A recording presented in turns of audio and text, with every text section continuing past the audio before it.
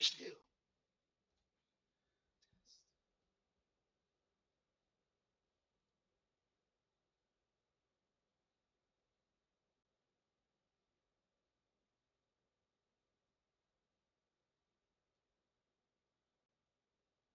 Still.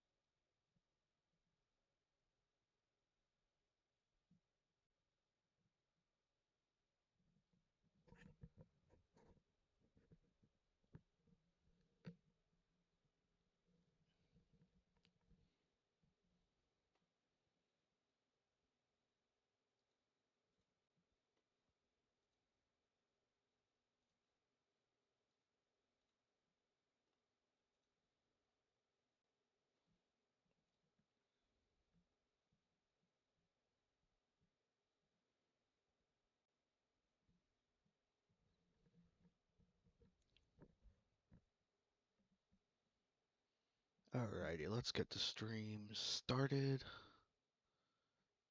Oh, I should probably fix the view. That would be nice, wouldn't it? Alright, let's see.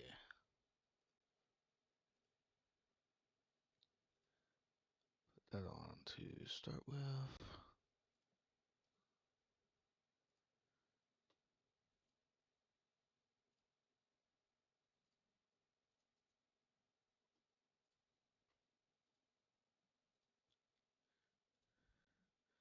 Alright, there we go. I need to learn to do that before the stream gets started. I will keep that in mind for next time. I think. Wow, I haven't commentated since round one. That's interesting. But yes, we are back for round four now, and I should have a couple games to cover today. I'm still going through and picking all of these games up. Let's see, ECOP is off. This game has kicked off, and I think there is one more game.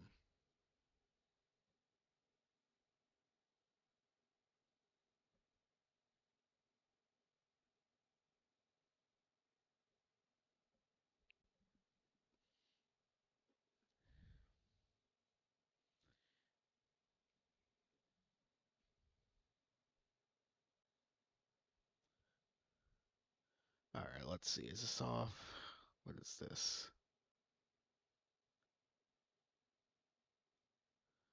Actually, I'll drag this out, make that a separate thing.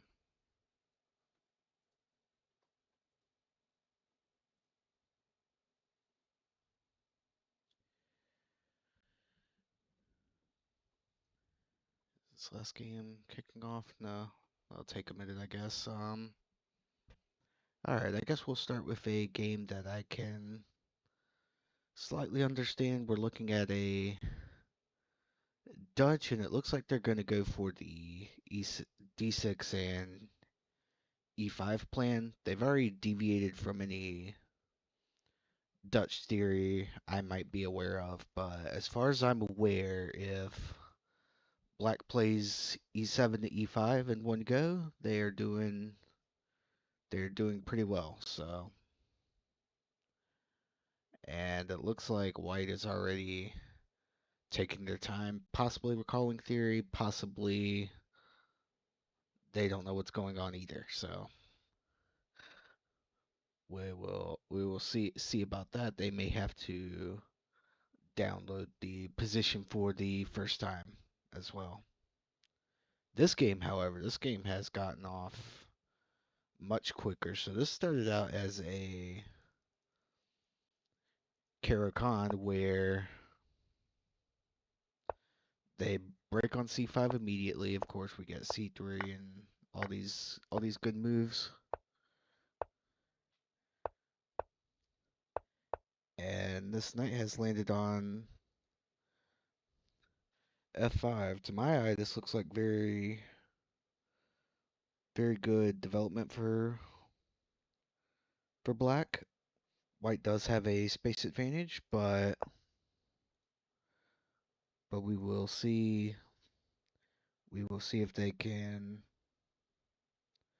take advantage of that, or if black's better looking pieces will win the game. This d4 pawn is also looking pretty questionable here. Yeah, it wouldn't surprise me if black was already better here.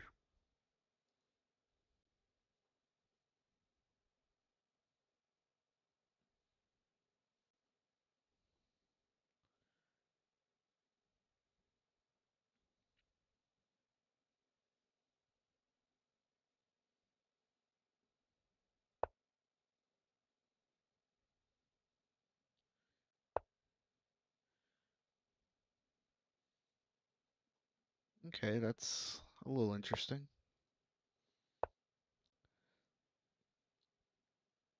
So as far as I recall, I don't remember if these go together or not. These moves are supposed to go together like this or not. Now, Fee and shadowing is pretty normal. The Dutch are trying to make this light squared bishop as bad as possible. But I don't know if these two moves are supposed to go together, at least not right away anyway.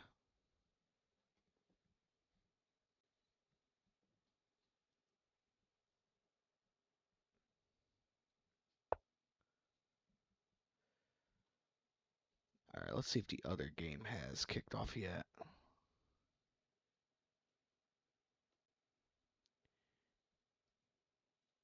Yeah, we have another game kicked off. This looks like a Grand Prix with Bishop B5. This game I expect to be very interesting.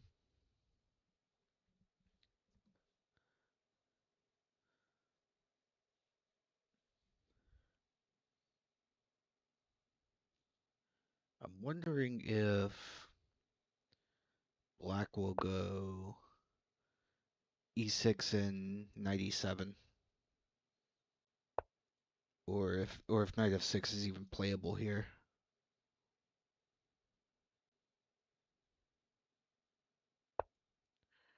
Or maybe D6 first and then Knight F6.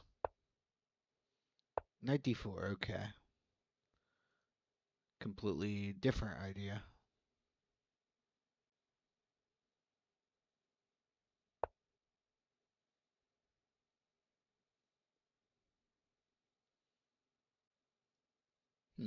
Interesting. I haven't seen this line before. I'm not very familiar with it.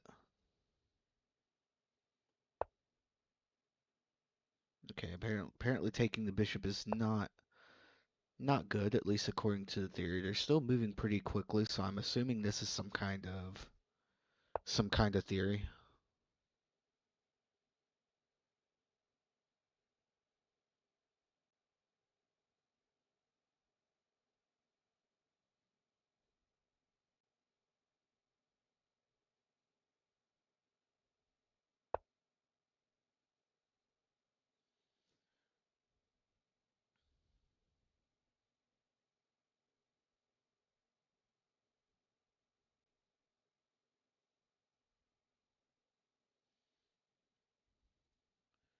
Yeah, b5, bishop b7 for black looks like a reasonable plan. For white, I'm not too sure what I would go for here with white.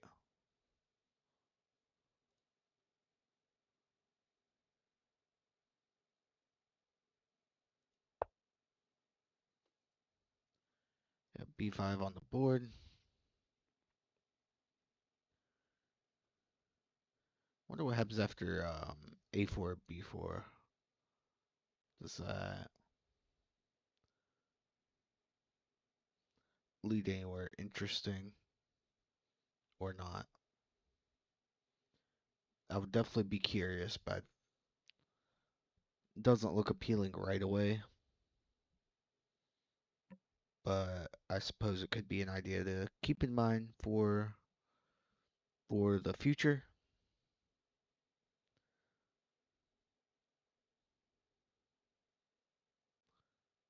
Let's actually see what's at stake for these teams. I'm gonna try to. Okay, I'm gonna have to copy this and take this to another tab.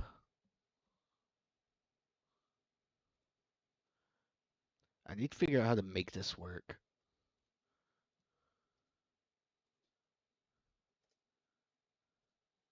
Wait a minute, can I do...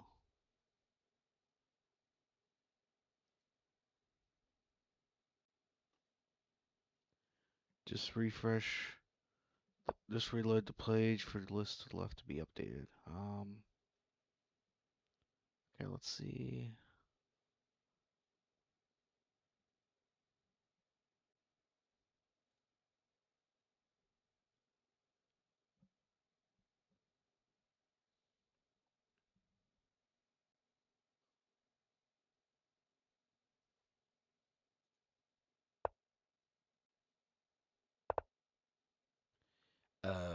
I see.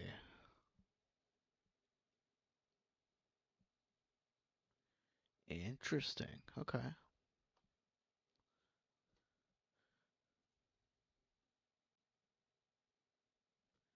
actually gonna try to switch this to be on the analysis analysis board. See if I can do that.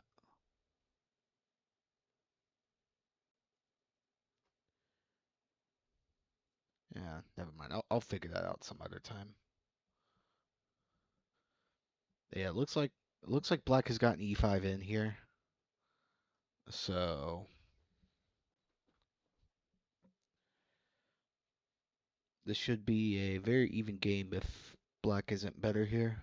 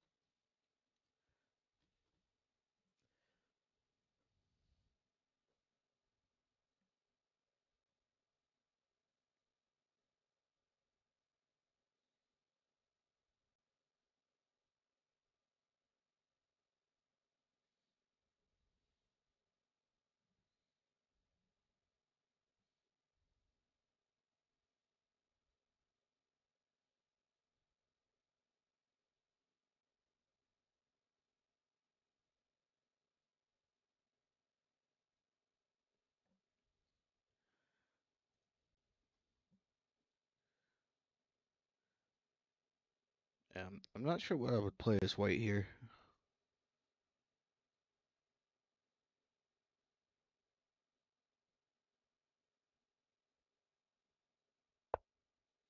I'd be curious if takes and e4 would be even a little bit effective,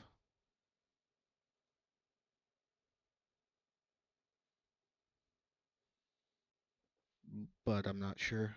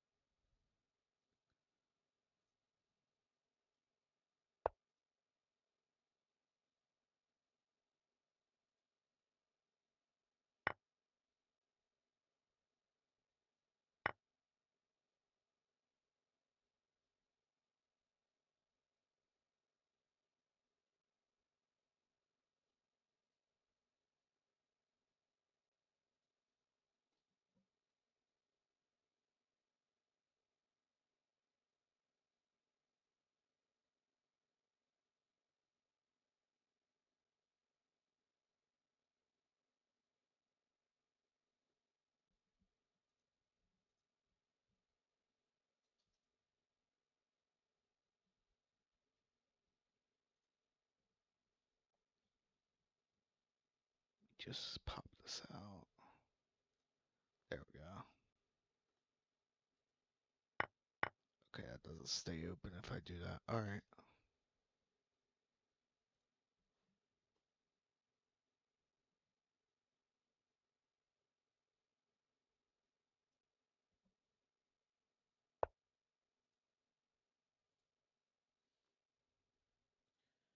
There we go. Okay.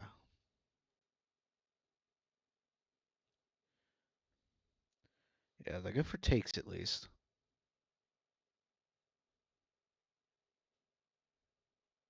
Actually, I didn't even think about this. Does this doesn't win a pawn, does it?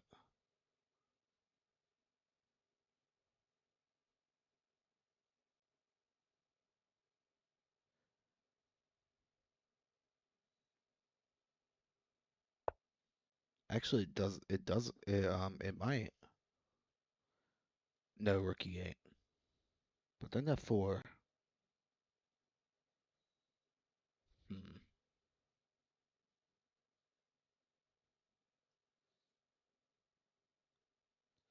Yeah, this could turn into an interesting game. They don't go for it.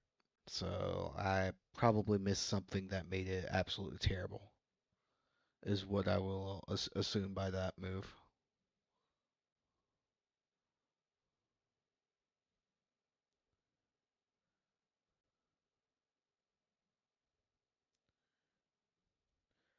I mean, rook d1 next move kind of plays itself. Maybe bishop a3. Actually, maybe bishop a3 and bring this rook to d1 would be pretty interesting.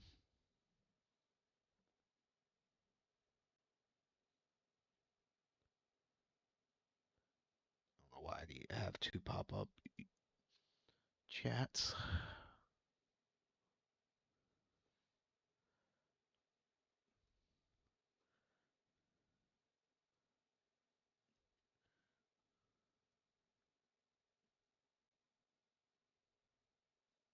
See if I put this over here. No,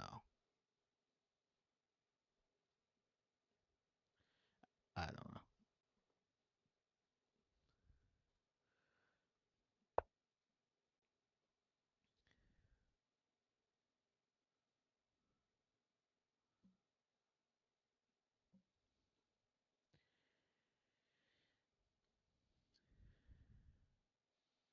Yeah, black's still looking pretty decent here.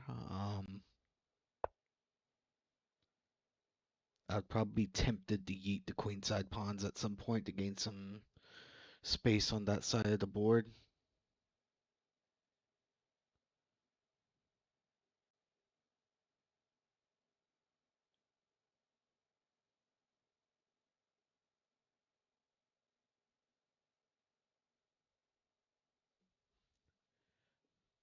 Yeah, let's look and see what's at stake for all of these games.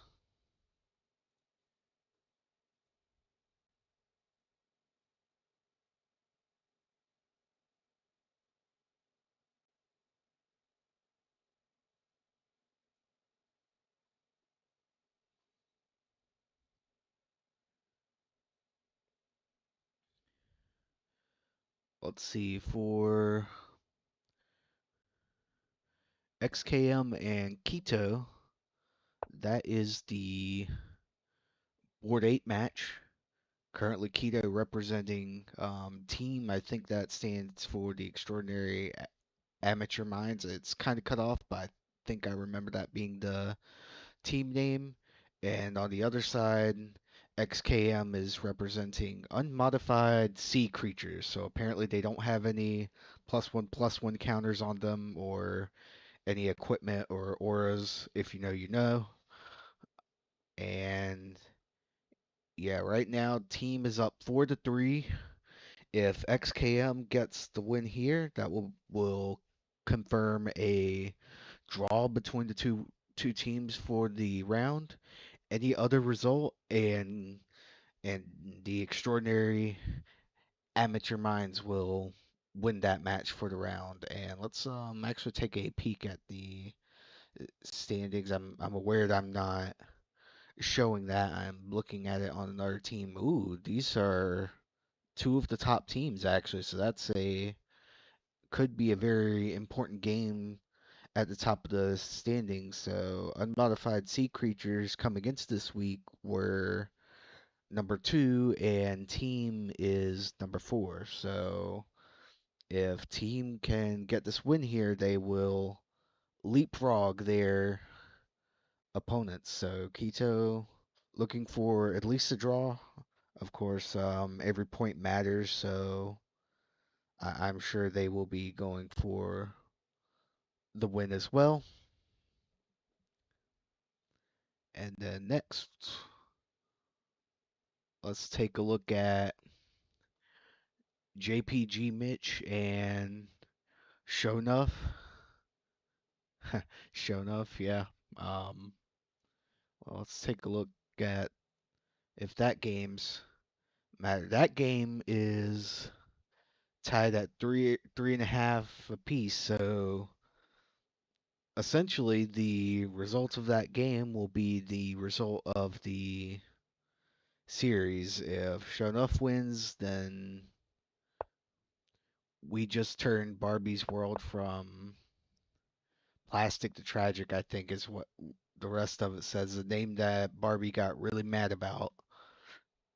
I strongly remember that. And and then if JPG Mitch wins, he would secure the match for 100 pawns versus one gorilla. And then, of course, if they draw, then the match will be a draw. And the teams that are playing are We Just Turned Barbie's World from Plastic to Tragic is currently ranked 7th, and 100 Pawns versus One Gorilla is ranked 14.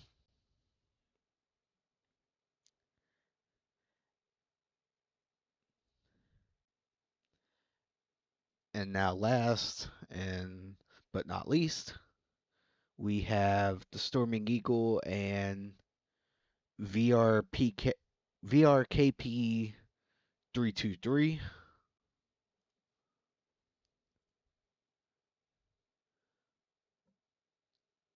This match actually does not matter for the standings. Well, for the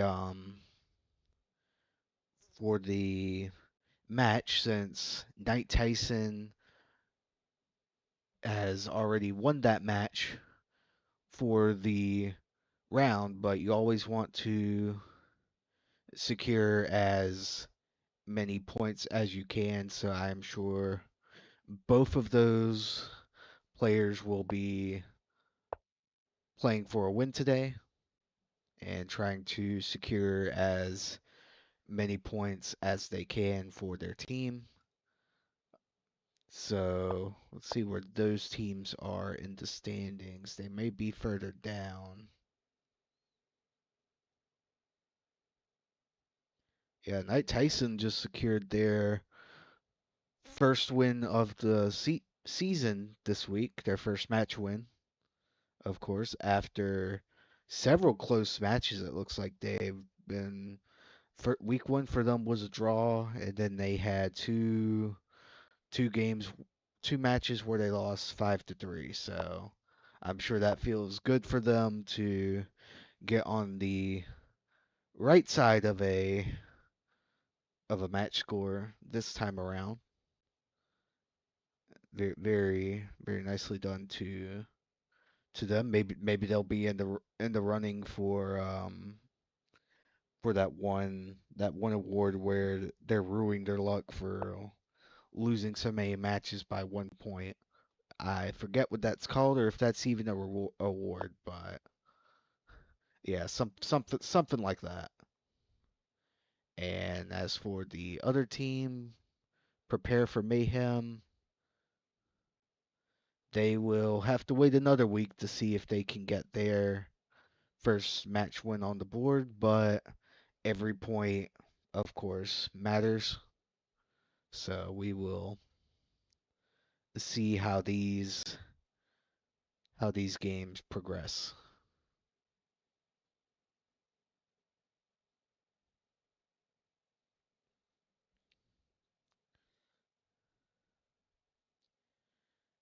And to be honest, I'm kind of liking Black's position here. It looks like White's pieces are a little bit tangled, tangled up on each other, whereas Black is kind of Black is in good shape. It seems like all their pieces are finding decent squares. Their worst piece in position might be the knight on e7 as it stands currently, but that may not be true for the entirety of the game. I can definitely see some potential in that piece, and right now it's actually preparing d5, which I would be very inclined to do as black, possibly after getting the black king out of the center of the board. At least that would be my inclination.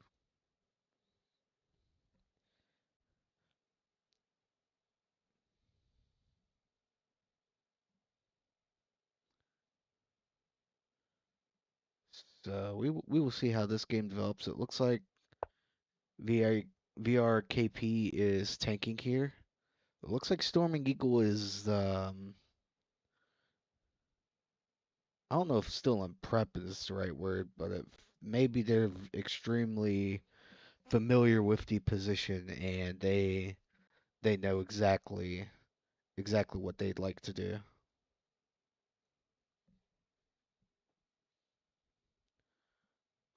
So yeah, while VRKP is thinking, let's check up on the other games.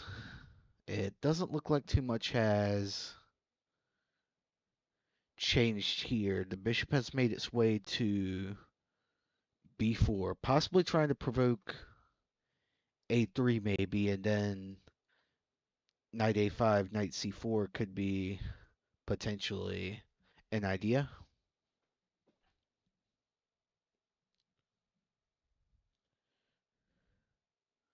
I wonder if ace f6 would have been a move.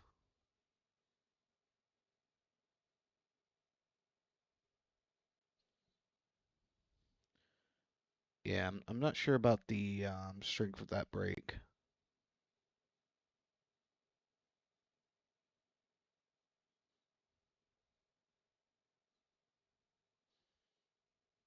Yeah, XKM saying the knight he likes the knight on f5. I kind of agree with that. It's not strictly an outpost because they can kick it away with g4, but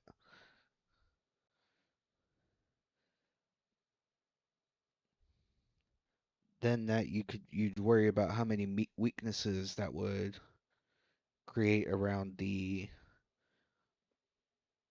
white king. Not only do you have knight takes, which I think is answered by queen takes here. Is there a reason that doesn't work? Okay, I think if queen takes, then they might even go g4. I'd wonder if knight h4 was a thing, but then, yeah, that kind of looks sketchy. G4 might actually be a move for white here.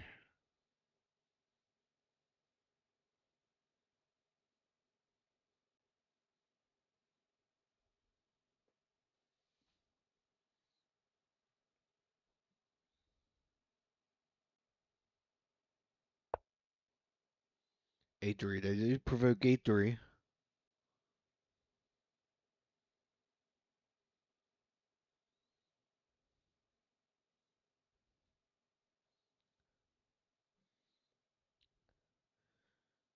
Yeah, I'm not sure I like a3 there.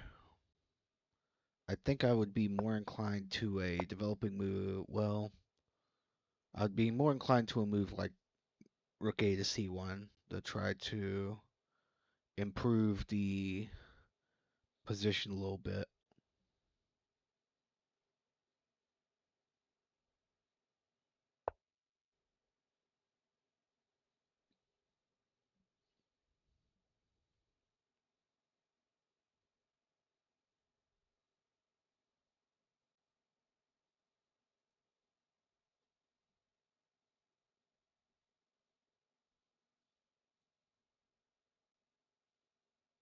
Bishop a5. Expected, I assume that they may play bishop b6 next move regardless of whether b4 happens, trying to add more pressure to the d4 pawn.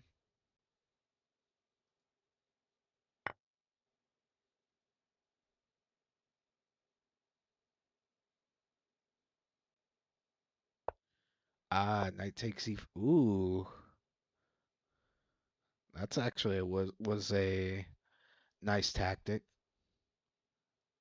Well, I don't know why you wouldn't take with the c pawn, but then I guess you're trading weaknesses, and now you're putting the worst piece in the position on the worst pawn in the position on a open file for attack. So that, yeah, but I guess bishop takes could have been a good move, and it was provoked too. So that's probably the best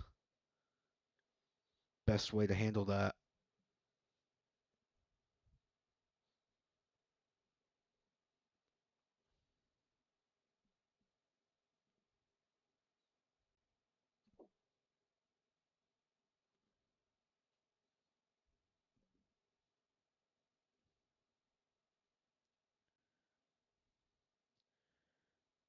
Yeah, I wonder if they will find a route to if they play b4 like they want. They seem to think this is going to happen. I wonder if they will find a way to get their knight to c4. The best route I see right now is through b8, d7, and b6. So doing this maneuver to try to get to c4.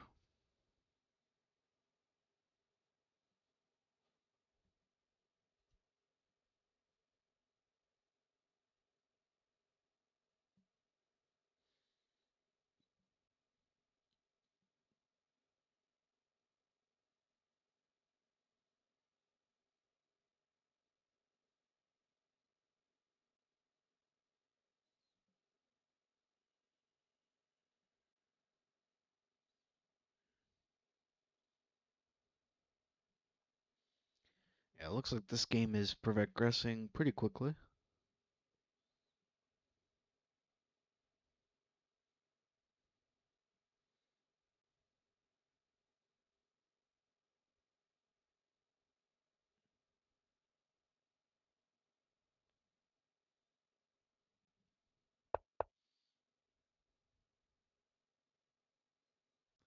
Yeah, I still feel like g4 might be a decent idea. You have to be sure in something like that, though, so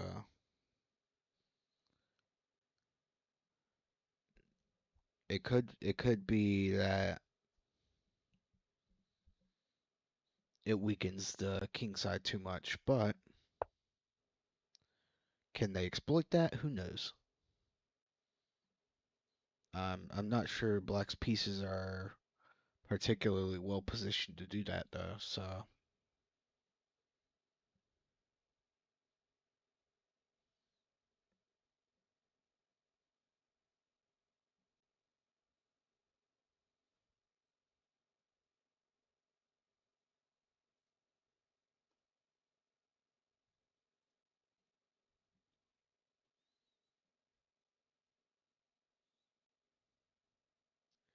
all right, going back over to check out this game between Shonuff and JPG Mitch. Looks like white has claimed the D file here. However, black is starting to gain a lot of space on the king side.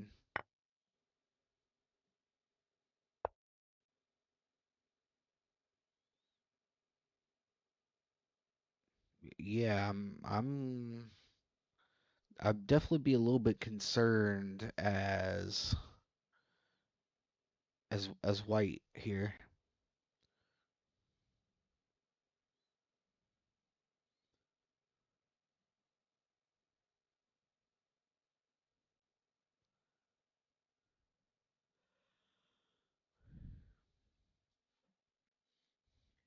Also, there's a knight on h3 now, which I'm also would be very concerned about.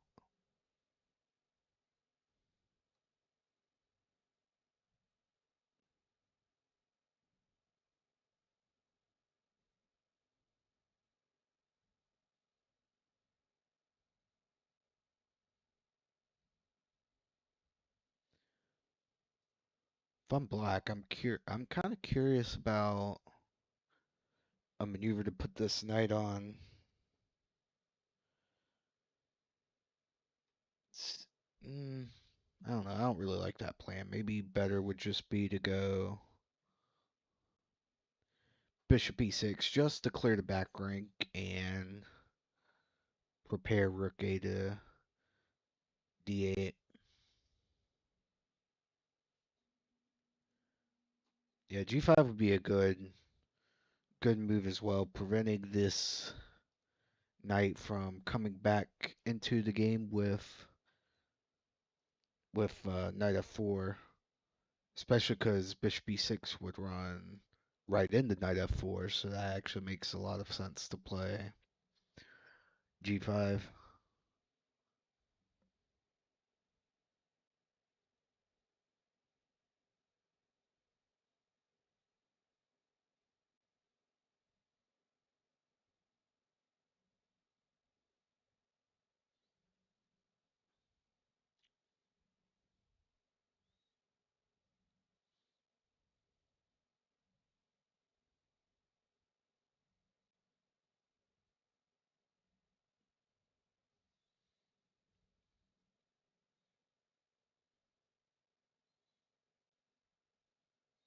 Yeah, it looks like black is tanking here, taking their time to find the best move in the position.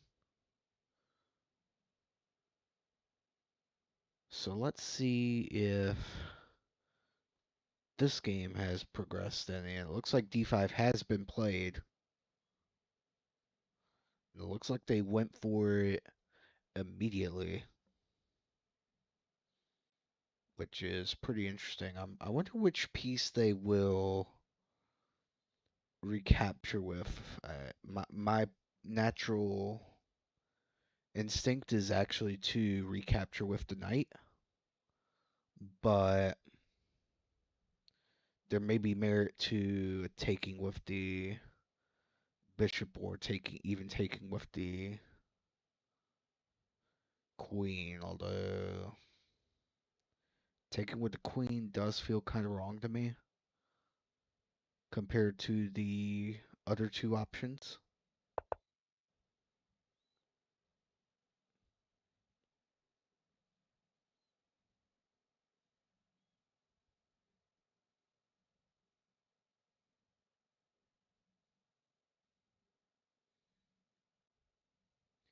And I could see an argument for both knight takes and bishop takes.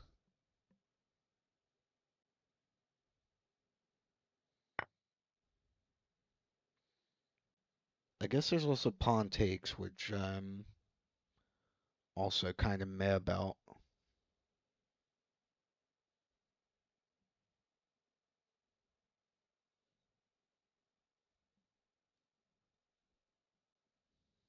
I don't know. Pawn takes could be a reasonable try as well. I don't see anything that immediately refutes it. Of course, I'm also being lazy with my calculating. I already did. Okay, they go queen takes. That is interesting. They are not at all bothered by c4, and I guess they shouldn't be because they're just winning a pawn there. So, fair enough.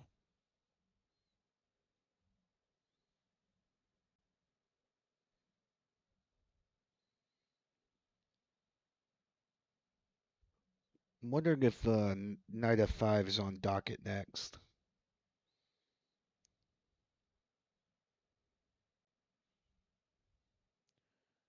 Knight f5, knight h4 could be a interesting little maneuver.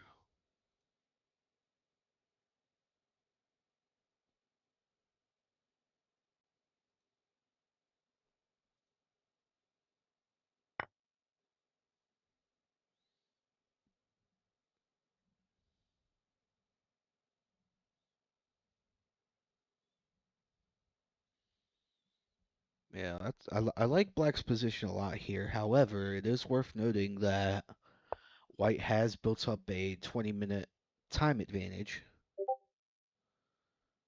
So it does stand to question, can Black hold their advantage, or did they use too much time to get to this position?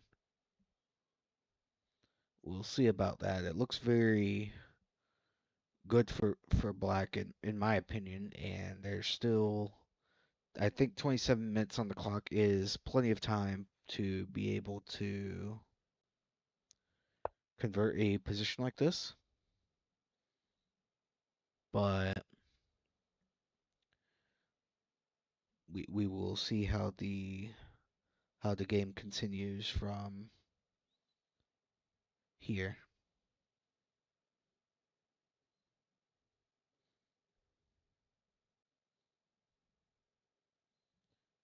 Yeah, I'm still inclined for knight f5 here. It is very much the move that I expect to hit the board next. Its bishop and rook is kind of sad here as well. So in addition to the mate threat that they have to watch out for every move, this bishop is also a beast on the long diagonal. And as long as that b2 pawn is only defended by the dark square bishop here, then this rook will also stay out of the game. So White will essentially be playing two pieces down and defending from this mate threat. So that will be how that will be the case, I assume, for the foreseeable future. We'll see how the game progresses from here, of course.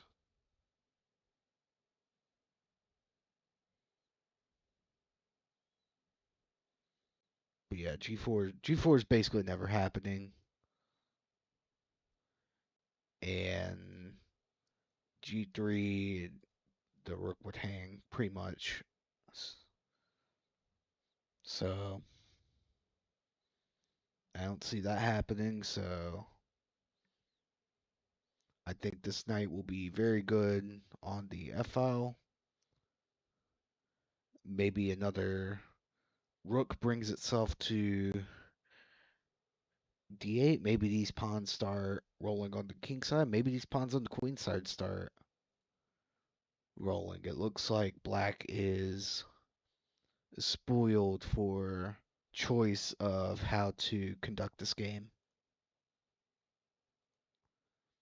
And we will see how they decide to go with that.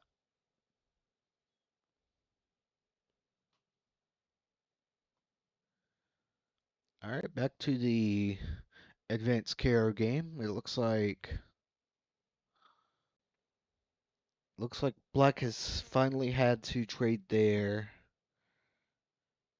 knight for the dark square bishop on e3.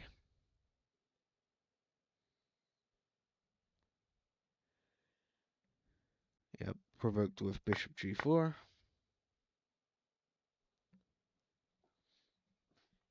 And now I'm kind of starting to wonder if White might be out of the woods yet. I think still the major trump in the position has to be that this knight can potentially make its way to c4.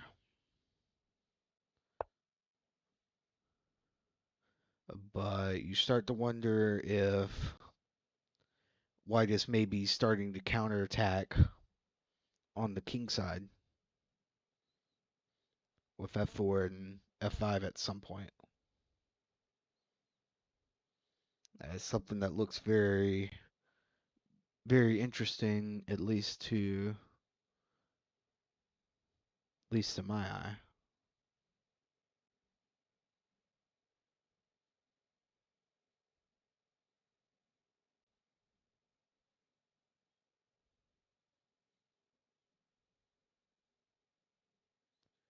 Yeah, you're saying queen b6, but then yeah, b4 traps the bishop, so that wouldn't work for black.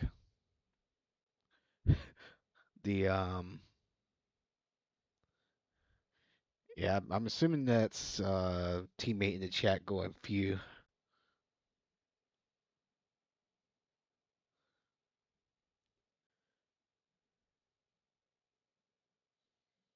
Yeah, it wouldn't be over in that case. That would still be a piece for two pawns, and white would still have to show good technique to convert that. I actually had to play that imbalance today. I got a cock ring gambit today in rapid bout that I had to defend. So shout out rapid battle if you're not playing it, you should be. So I think the next signups are supposed to be in August at some point after the stage ends. Well, after pool stage ends rather. Looks like black is taking their time to figure out this position. I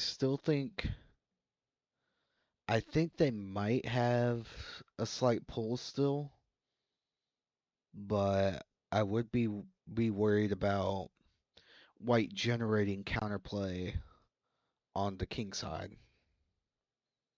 And personally, I would have played probably g4 instead of bishop g4 because I would want to have the pawn already here to go f4 and f5 quickly.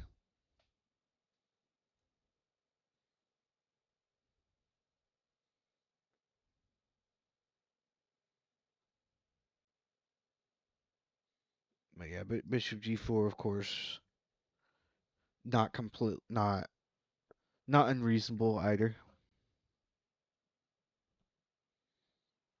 And maybe they want to just push their f pawn this way without without pushing any of these pawns or on the G or H file. So there's some benefit to doing it this way that I could see.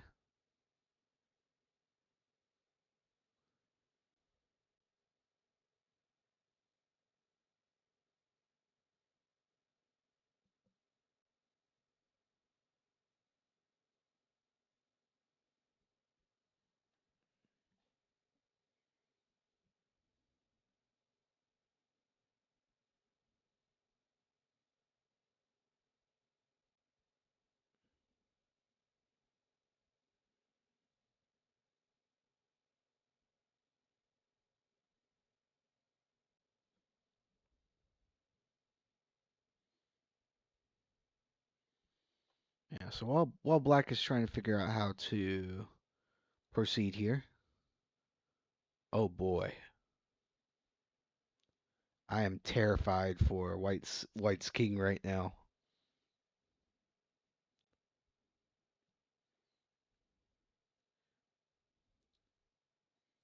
I still think an improving move like bishop e6 might be useful at some moment. I would want to get this last rook into the game, if at all possible, and contest the d file, which only is the only trump white has at the position right now. This bishop on g2 has become awful. This knight on h3 is also awful. And this just looks very bad. If white defends this, that will be a very, very impressive defense.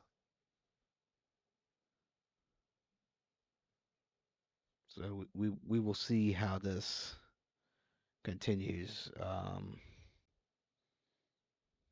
I just noticed they did opt for bishop b2, so no bishop a3. Not that it would change much in the grand scheme of things here.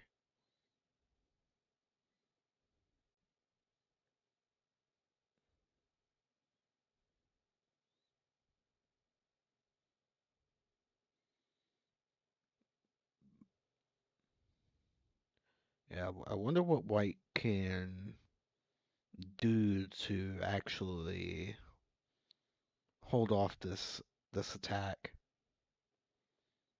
that black has against white king.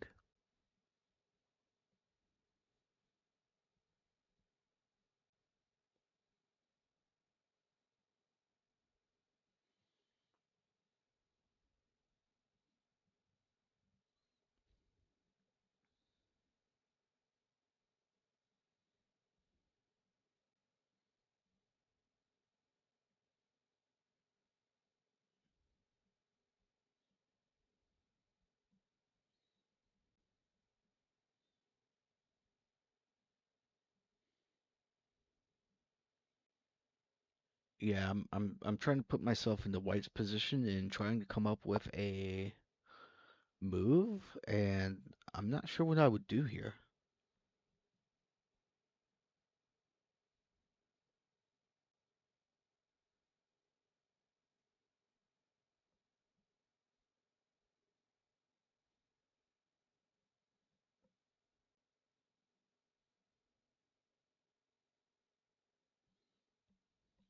Yeah, the only moves that well, the only move that pops to my attention would be to play f4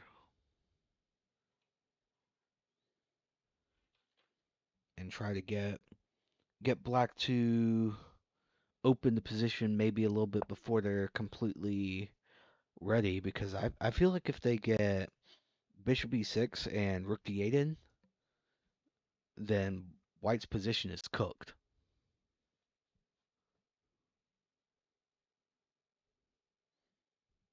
And I don't see a way around that.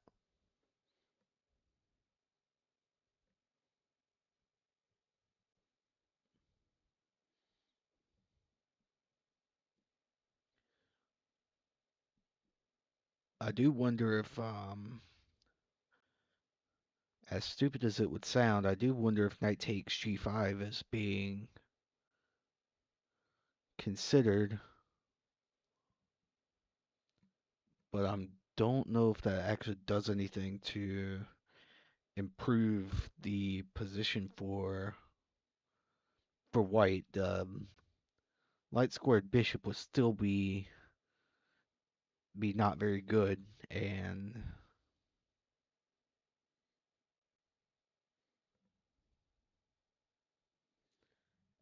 yeah, I don't know if the activity of the queen on g5 would make up for it. Just I don't think it would. I think black should have more than enough to defend there, but it is something to consider. This position is already very tough for white to play, and yeah, I'm not sure if they're making it out of this. If they do, that might be an automatic game of the month nomination just for quality defense.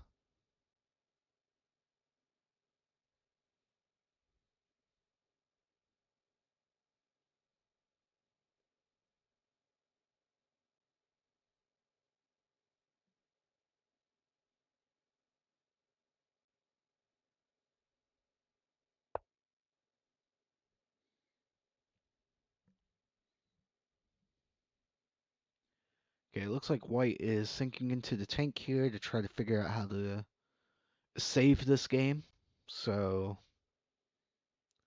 let's go and check back in. It sounds like this game has moved along pretty quickly.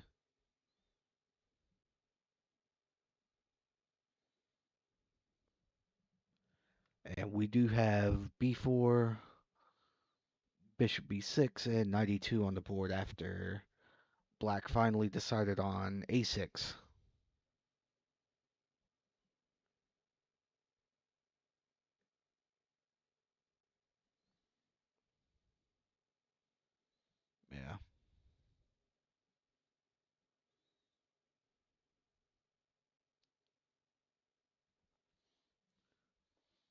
But now this bishop kind of needs to tuck itself away on a7 if we want to get this knight to c4 ever, which might not be on their agenda.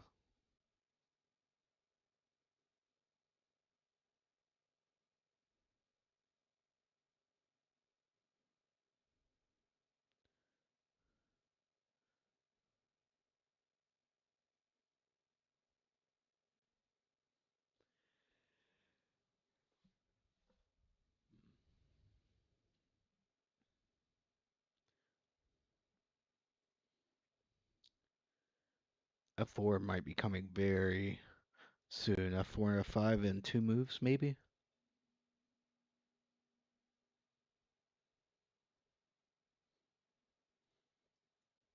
F4, I guess. Knight G3 might be an idea eventually. Hmm. Actually, I don't know about that, actually. Yeah, because defending with the rook isn't particularly effective. I think you could just still take twice on there. Materially, that would be even. Whether that would be good for black is another question. So that's something that would always have to be kept in mind. Maybe a5 here.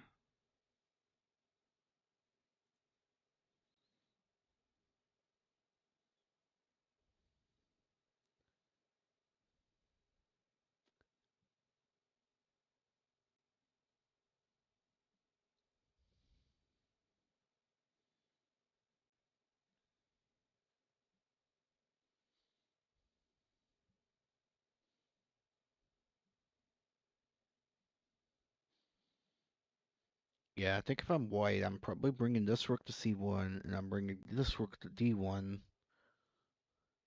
and then probably f4, knight g3, and f5 in some order. Like here, rook c1 looks excellent, even better than it otherwise would. I wonder if they're going for a maneuver where they bring the queen around to a7. That looks kind of sad, but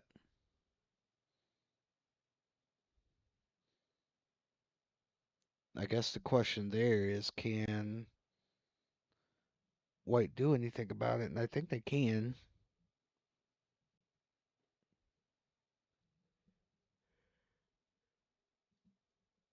I mean, they may just be able to play f5 straight away without moving the queen over to support, so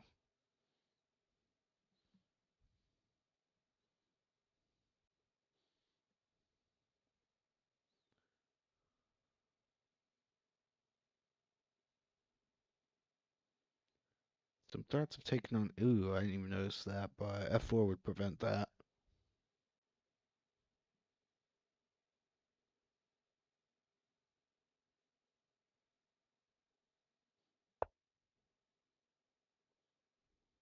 Yeah, rook c1.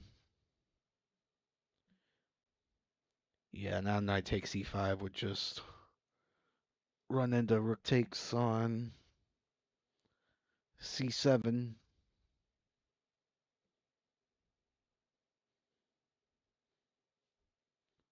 Also, there's queen takes, so yeah.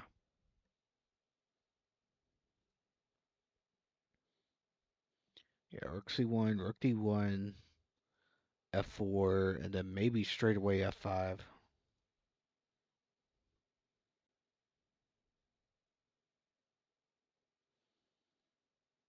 Yeah, I guess now's a good time to note Keto does have a significant advantage on the clock, whereas XKM is down almost 15 minutes. We will see if that becomes a factor later on. Right now, I think it's still plenty of time for plenty of time for XKM to try to find good moves and try to gain an advantage.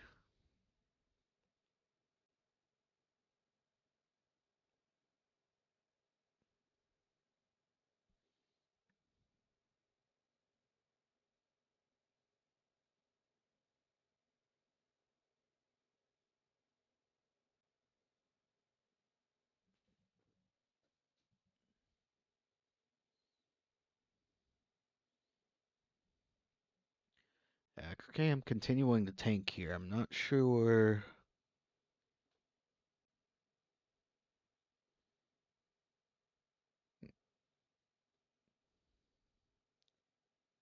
Yeah, I didn't like Queen C7 when I saw it on the board.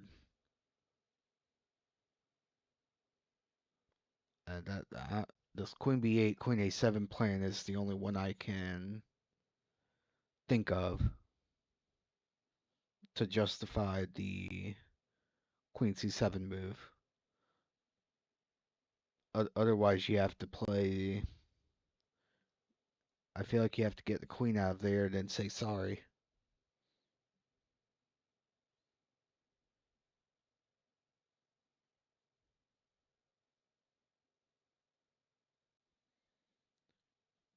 All right.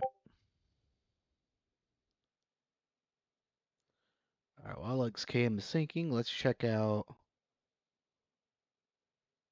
Oh, well, that was anticlimactic. So let's look at the finish of this game real quick. We stopped here, I believe. Knight F5, Knight C3.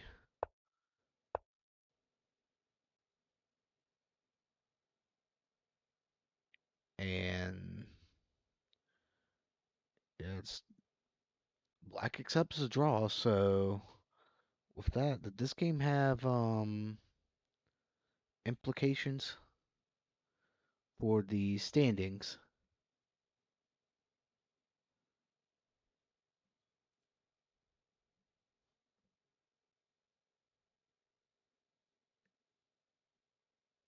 Okay, that did not have match implications. So I kind of understand the draw now. So they're just kind of over this game and just trying to get out of there as quickly as possible. And for black, maybe they did not feel comfortable pushing for a win, and they decided that the half point was good enough for them. So yeah, with that match will end. Knight Tyson will win that match 5-3 over Prepare for Mayhem. So again, congratulations to them. And we still should have two other matches ongoing. XKM has gone for Queen E7. He's admitting that Queen C7 may not have been the best square for the Queen. And now maybe they're preparing F6 possibly.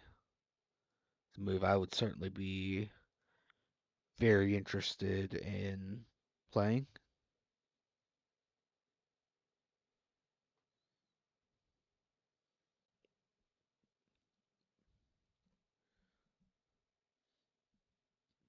Although we do need to check on that. Excuse me. We do need to check on that Dutch game, so let's check that out. They finally decided on F3.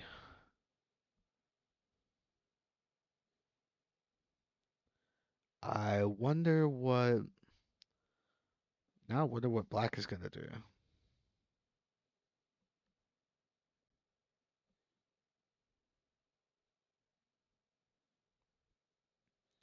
Do you take and play bishop e6? That's probably what I would do, but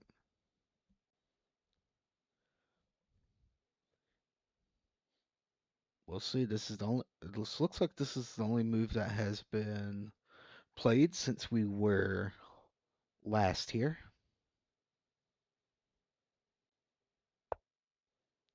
G4. Okay, so they're allowing knight f4.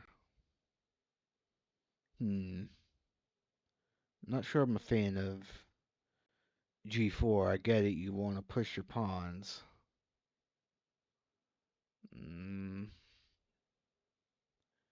I don't know.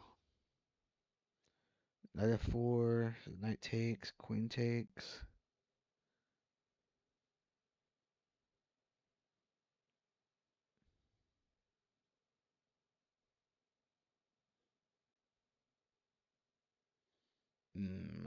I don't know about that. I don't want to calculate all that, but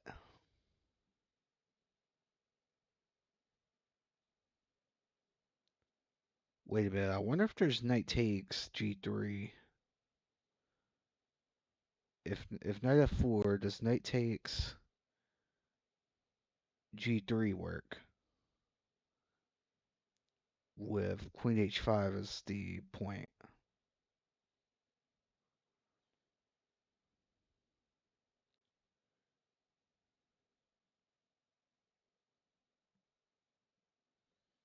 Knight f4. Okay, that doesn't work because of the knight that's literally going to park itself on f4 next move.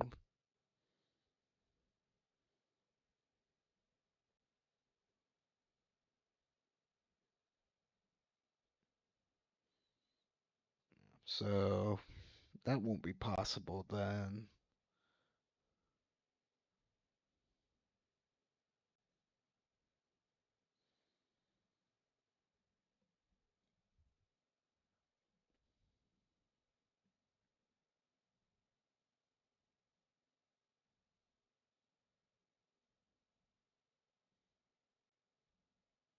They're saying knight g1 only move. I'm not sure why knight f4 doesn't just work here.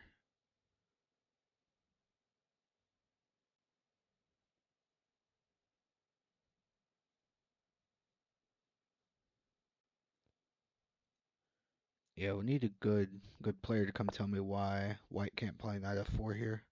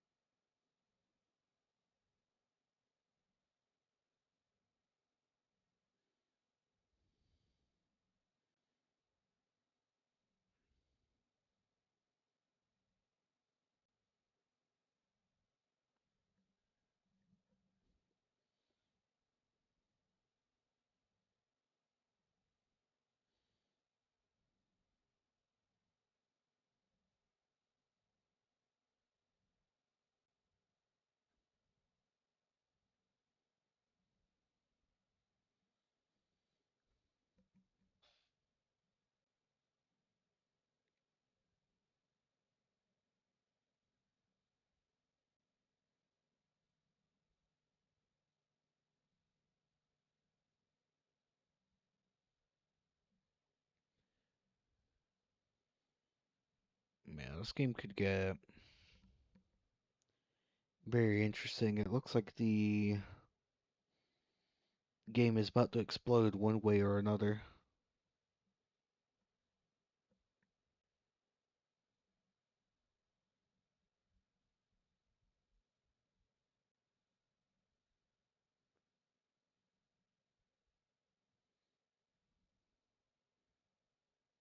Yeah, someone's saying if knight f2, knight takes f3. I'm not. I don't get why that works. Okay, they do play knight f4, so let's see. Let's see if it's wrong or right. We'll see soon.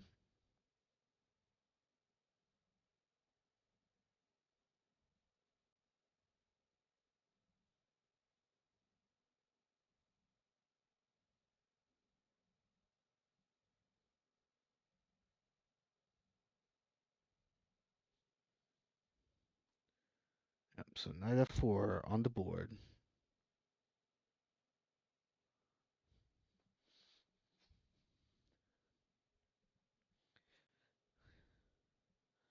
Yeah, I'm not sure what knight takes f3 does. I don't quite understand that one.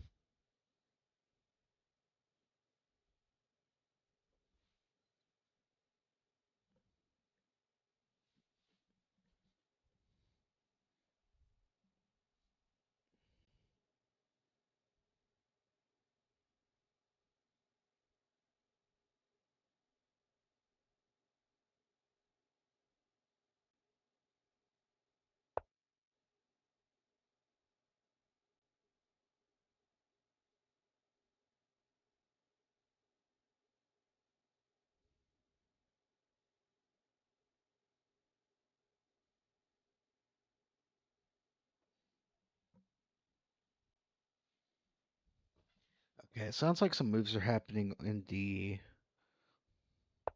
other games, so let's check those out.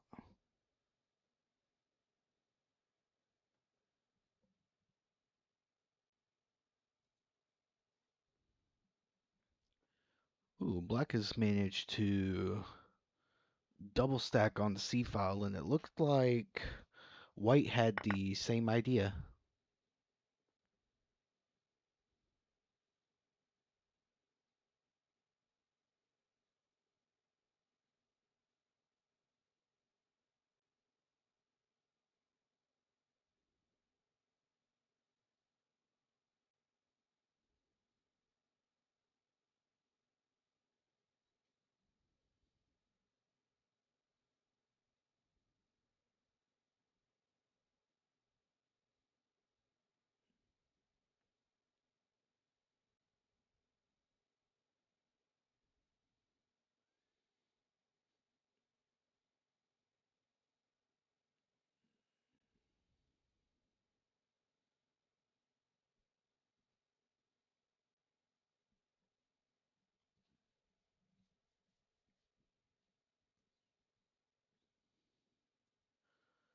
For what it's worth, I feel like white's doing a really good job defending here.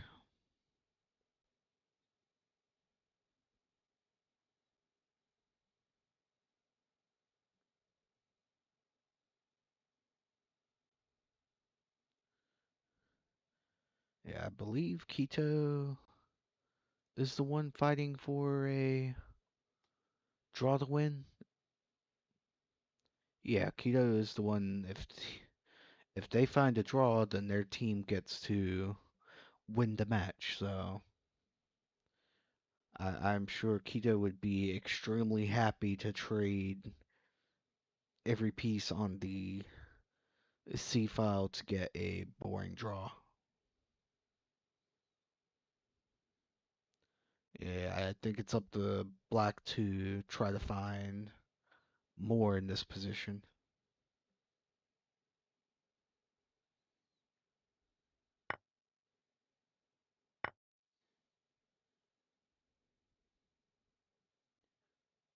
All right, some excitement in the other game. Let's see what has happened. If we have trades on F3.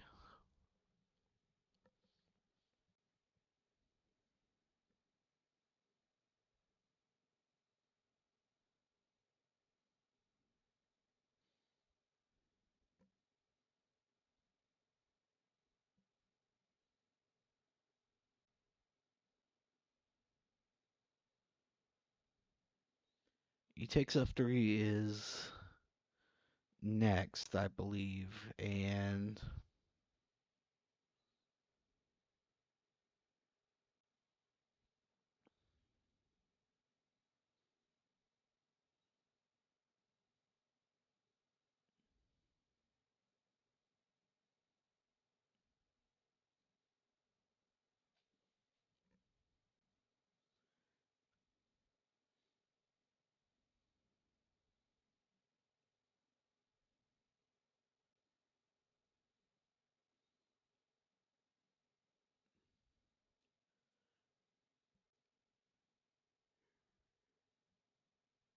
maybe here white can go bishop h3.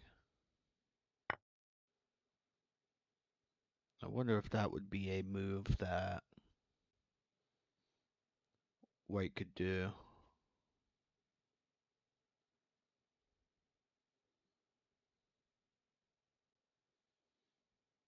Yeah, I'm not really sure.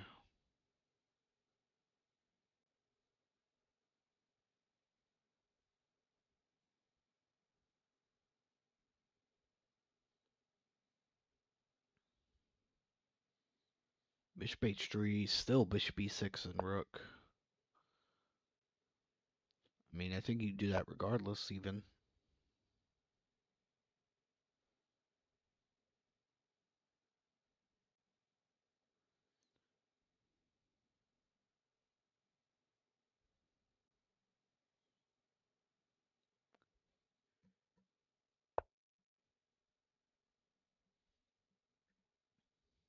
Yeah, so far the defense looks good for white, but they're not out of the woods just yet.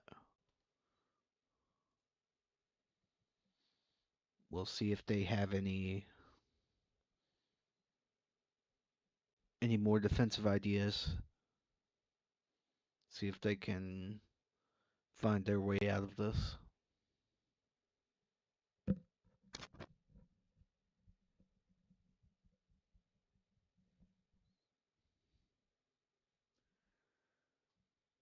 As for the other game, I think I heard some moves here. Queen d3, that's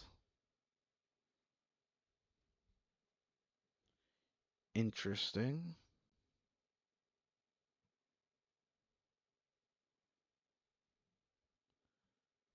Yeah, I'm not too sure what they're going for. Maybe,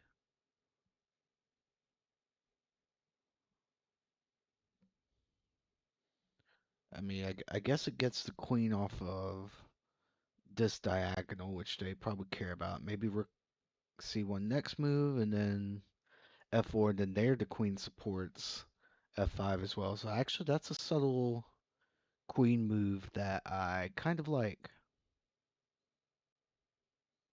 Actually, wait a minute. This knight takes b4 when? Knight takes b4, rook takes rook.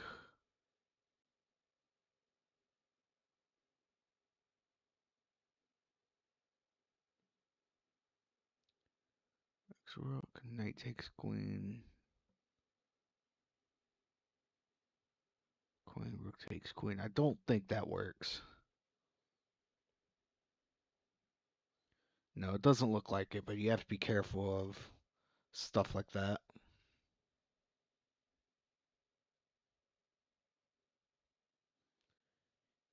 Of course, you couldn't play a takes immediately. That's what I saw immediately.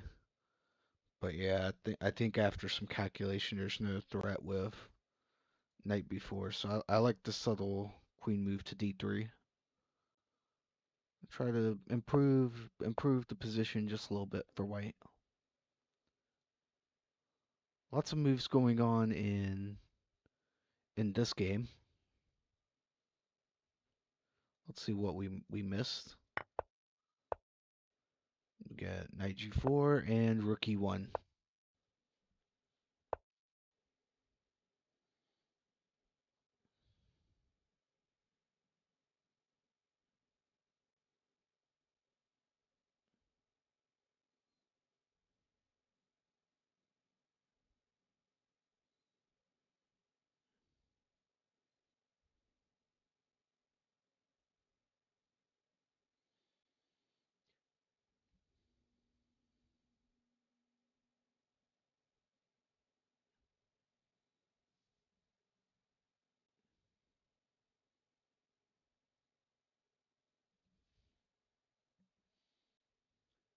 This looks very good for black.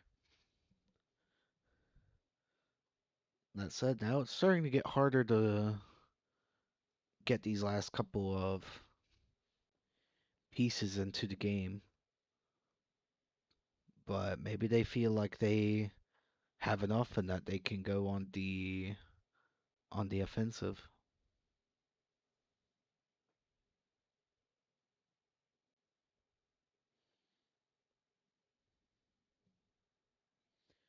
guess bishop d7 is still a possible move, but it's certainly getting less comfortable to develop that bishop cleanly. And I still think maybe sitting on the position and making some improving moves would have been prudent, just because it didn't really feel like white had any moves. And when your opponent doesn't have any moves, you can spend all day making your position better, as long as you don't give them any moves, of course. And then make your strike when you are good and ready to do so.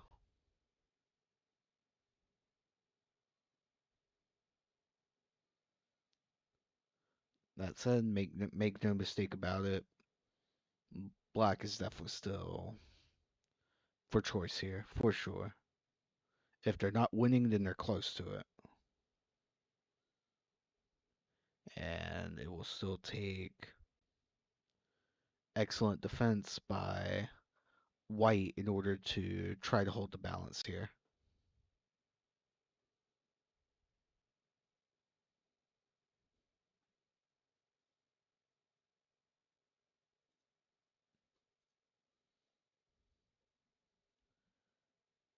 Okay, queen f7. I'm going to be kind of going back and forth between these two games, trying to keep up with both of them on a play-by-play basis. Knight a7 on the board, trying to trade a set of rooks. If I'm white, I may respond with like rook d to c1 here.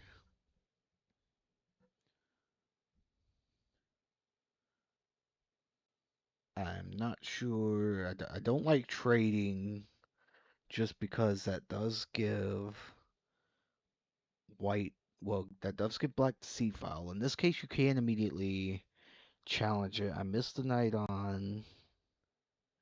Well, I don't know if you can challenge it. It looks kind of sketchy. I like this move better for sure. And white has just put it on the board. Now white can continue to challenge the c file and make sure black doesn't get a advantage here.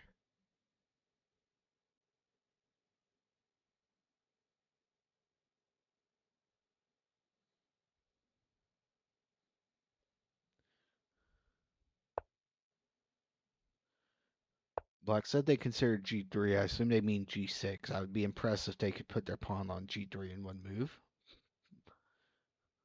Seems like a ChatGPT-esque type move, but I'll assume they mean g6, and yeah, that could be an interesting thing for black to do. That would clamp down on the f5 break. The downside to that is it does potentially, although not right now because queen covers square, eventually you might run into h4 and h5 to weaken that structure around the black king.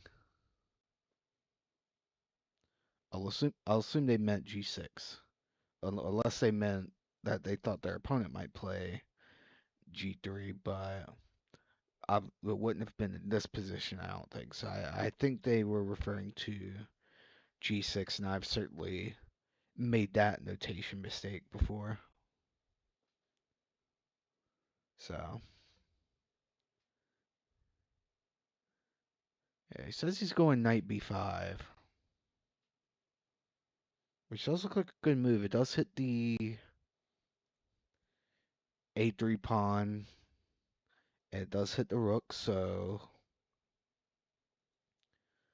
I think that actually forces a set of rooks off.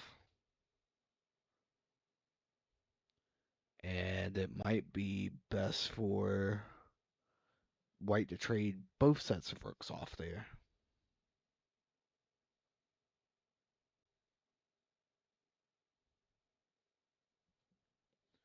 Yeah, that's another interesting little maneuver, and the fact that they considered a forward realized that with the tempo that they had, they would be able to execute that maneuver without getting, well, also, I guess it hangs to the queen, so yeah, there's that. But yeah, they realized that they would not have to deal with a4 here, and so that they could make that maneuver happen.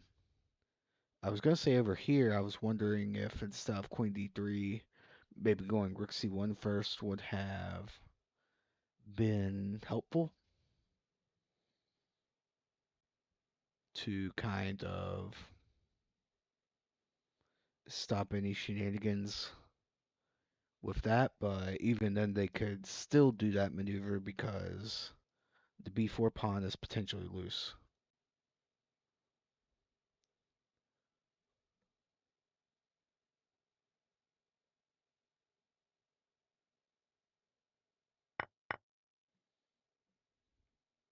Yeah, Keto's aware of his match situation.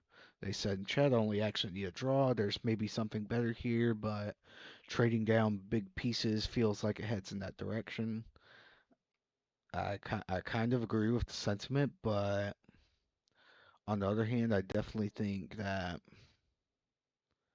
black is still for choice here, so white should be remain careful and mm, try not to lose, but don't try not to lose so much that you actually find a way to lose somehow, like I did yesterday. So, yeah.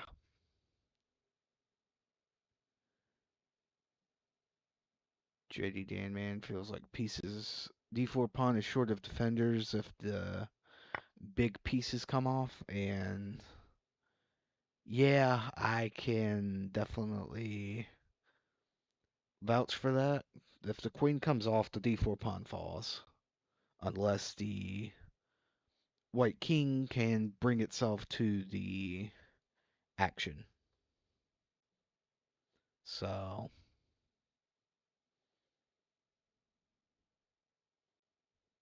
there's that.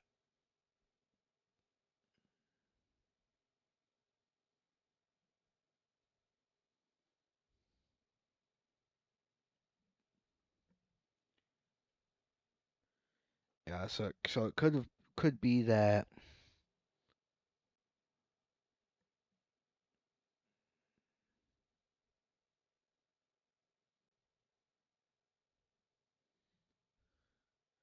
We will see what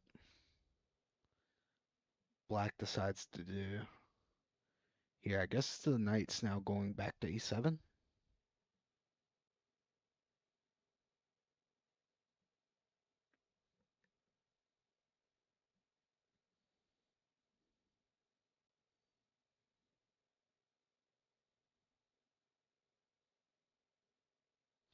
Oh, a4, a5. Yes, knight a7 and a6. Ooh, white might be winning.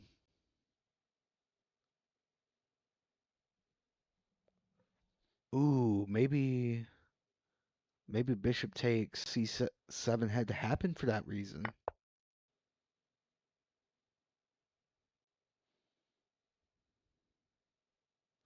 Yeah, I'm glad I'm reading a chat because I was thinking knight a7, but then a5 just did not occur to me. But yes, that knight is, well, that bishop is not very happy. It's got the knight on one side and the queen on the other, and it can't go anywhere.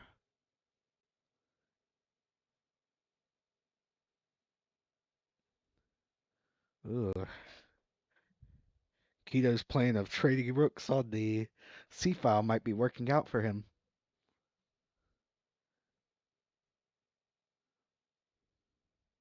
The bishop would cost two pawns. Yeah, that is true. And then black has the queenside passer, so I guess you never know. That could still get very dangerous.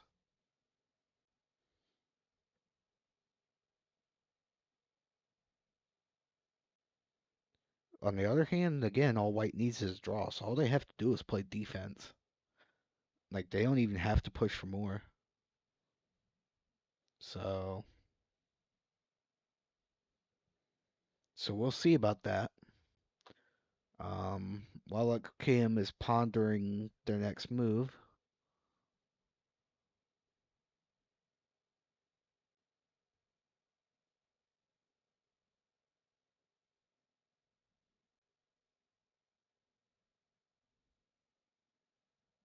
yeah, while white is pondering that, looks like trades have happened on f4 here. Let's see what's happened the last few moves. Knight g4, let's saw that. We saw these two c5, locking up the queenside pawns, presumably. Knight takes f4, g takes f4, and now my hand would probably be playing queen h5 as fast as it possibly could. That said, at this particular moment, the square is defended on h2.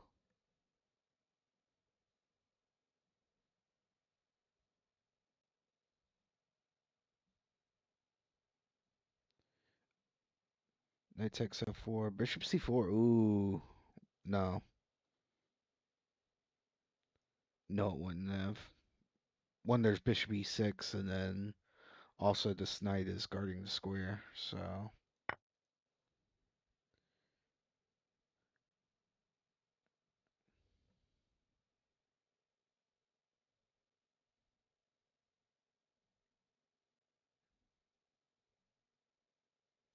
yeah, and also knight would be on f4 if they tried to play that right away. So you could have even done something like that, and then white's the one that's for choice in that position. So yeah, so I think queen h5 is a very automatic maneuver, probably followed by king h8, and I would probably try to play rook g8 here if I was black. Yeah, queen h5 on the board. Bishop c4 check seems reasonable. King h7 might be a little bit better. You might want the dark square bishop to be able to move off that diagonal at some stage in the future. So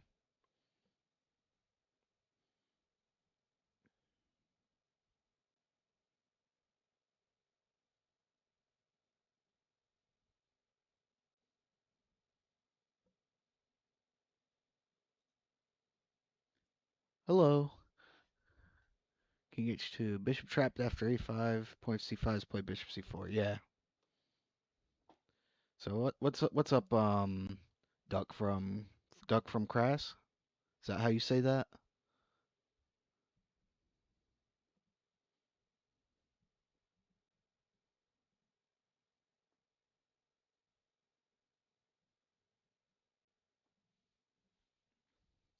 I'd play bishop c4 check. Fair enough. Yeah, that does kind of play itself, doesn't it?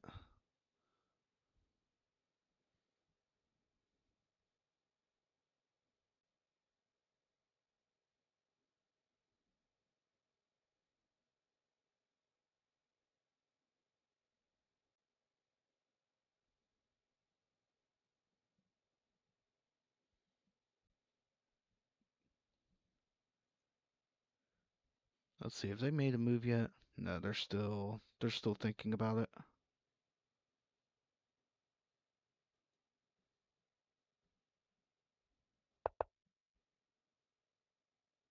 Okay, it looks like I missed a couple moves. Let me get up to or h3. Oh yeah, h3 is a move, isn't it?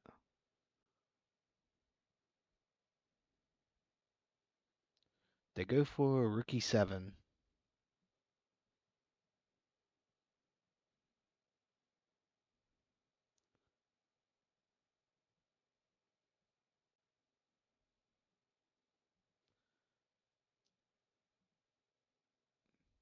Yeah, Rook E7 looks good. I'm not sure. Do we think there's a way they can somehow get rooks doubled on the E file though?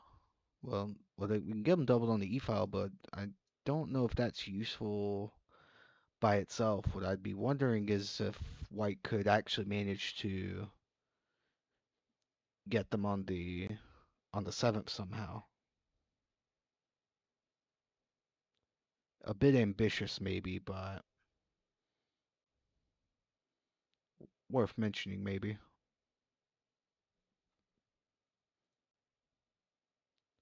Or is there some maybe there's some tactics involving rook takes on f7 also.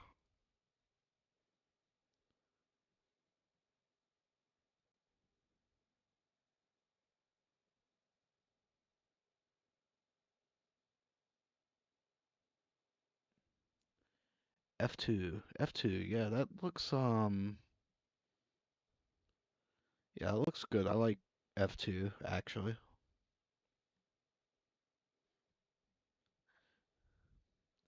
Yeah, I've been angry that this bishop and rook haven't moved the entire game. It's like every part of my being is screaming to try to get them involved somehow, but I feel like they're kind of stuck now. So with the other pieces, it's do what you can. So I like the F2. I definitely like the F2 suggestion.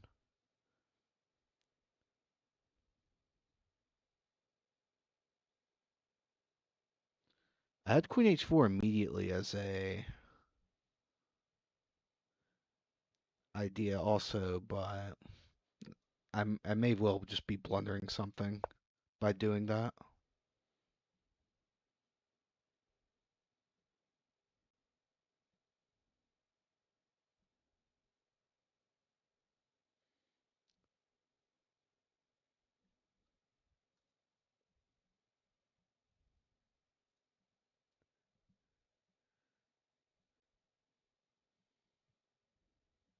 But yeah, H3, Queen H4, and the pawn can't capture the knight, of course.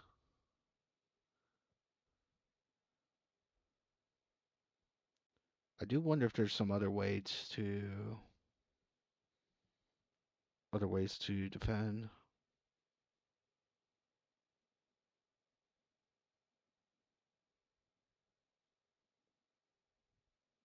F2. Wait a minute. Is there a way for White to actually defend after F2?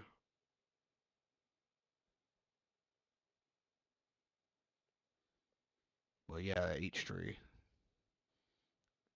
H3 would be the only move, right? I guess you have to play H3.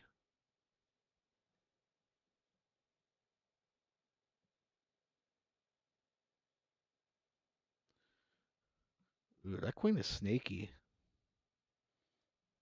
Yeah, that would be a very interesting line to see on the board. I like F2 more now. I'm actually seeing the calculation come through.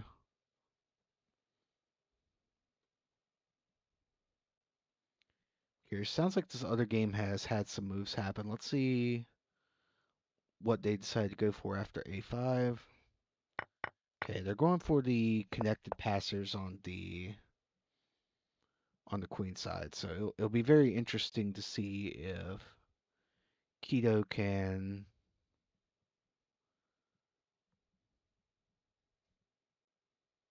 if Keto can make the draw here, or if Black finds a way to generate counterplay with those pass pawns.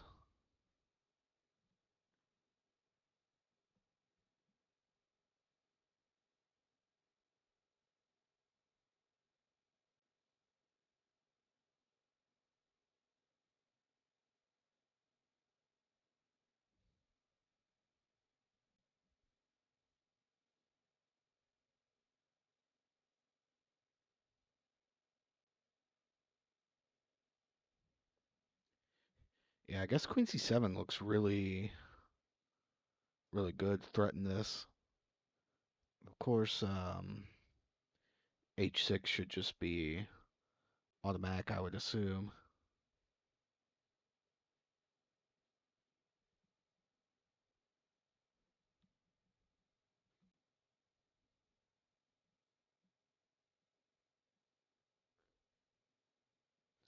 Hmm.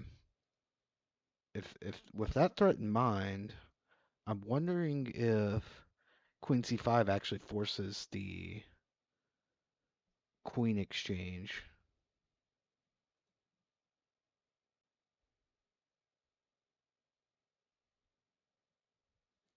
It hits the knight, and the knight's defending the c8 square. If they do something to create luff, the knight hangs. b6. But then you just take the queen. I don't know, those pawns do get rolling though. I'm not sure if trading the queens off is actually the most beneficial. It seems natural.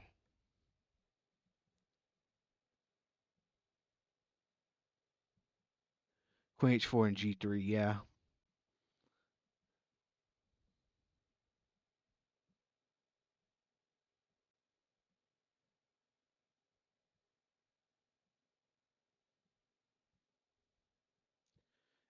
Let's go take a look at that game again. See if they've actually made a move. Okay, so they're still burning time on the follow up. I definitely love the f2 idea.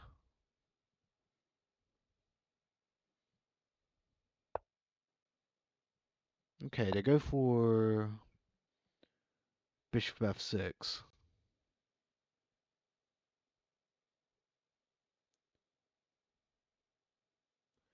I guess f2 is not going anywhere. They can always do that next move.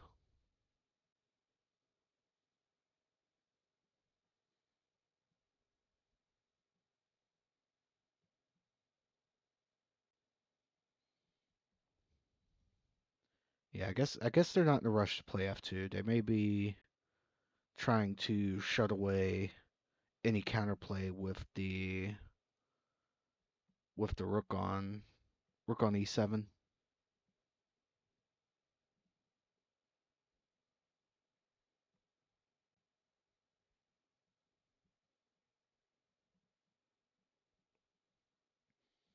Maybe the rook goes to c7, or maybe does white give a check here?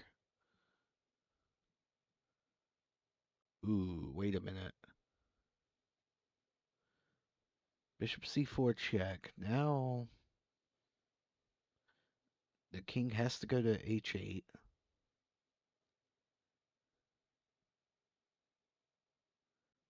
Okay, no, there's still. I don't think there's anything there still, unfortunately. Well, unfortunately for white anyway. But still, bishop c4 definitely seems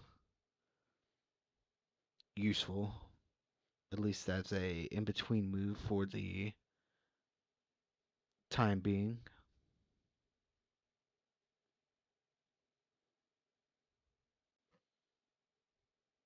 Then you try to figure out what to do about f2.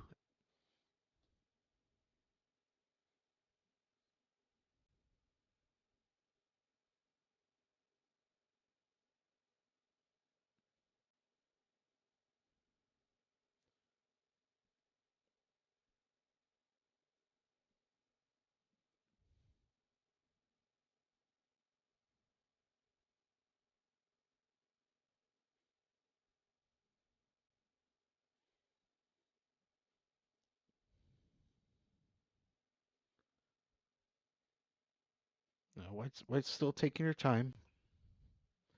They're not rushing to give a check just because it's available. They're trying to decide if it's the best option.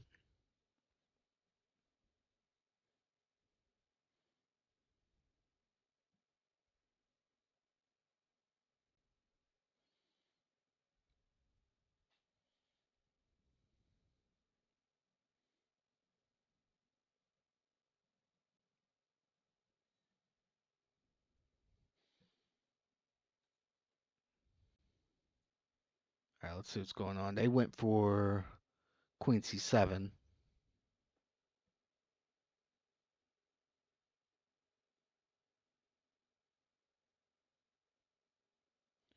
Ooh, queen b8 went. I did not see that. Yeah, fair enough.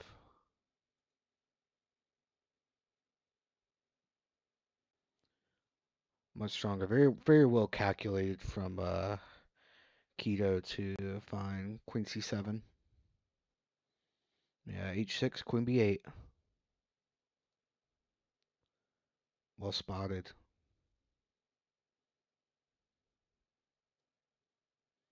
I guess if queen e8, you lose one of the, at least one of the pawns, and probably both of them actually. Yeah, it looks like white's just up a clean piece here after all is said and done here.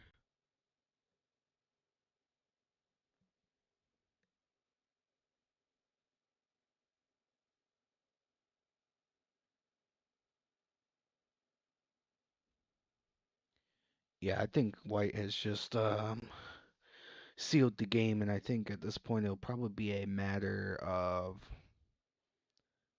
technique.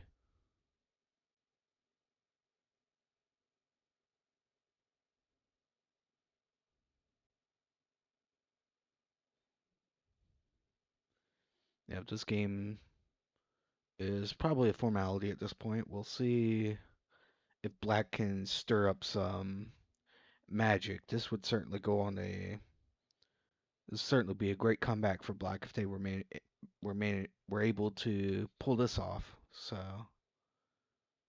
we'll see.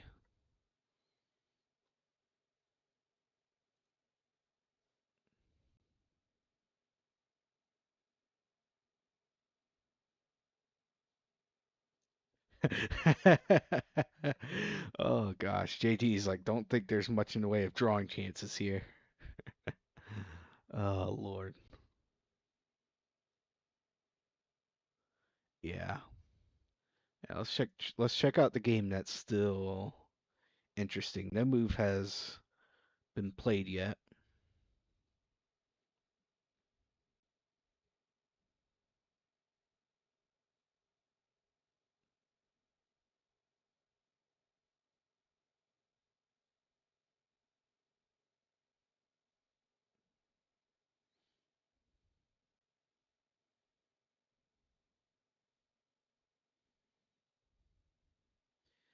I guess if you play bishop c4, check, and then rook c7,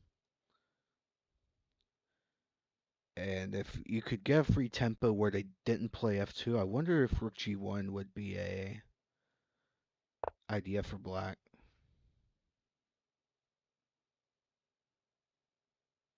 Okay, white's giving up an exchange here, it looks like, to try to relieve the attack.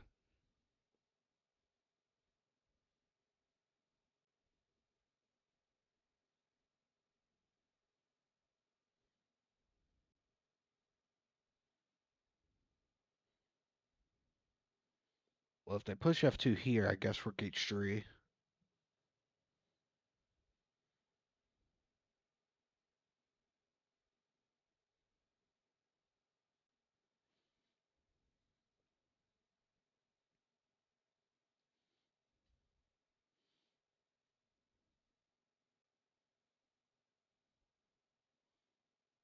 Yeah, it looks like they have to take here. I don't see a option where they could just not take.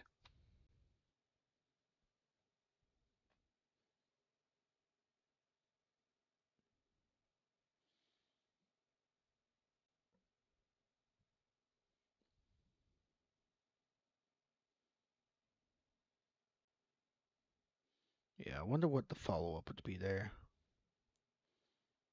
I guess the attack's not over. You still bring the knight over to bring the rook over to the G file and continue doing shenanigans there. There's also bishop d7 and maybe getting this rook into the game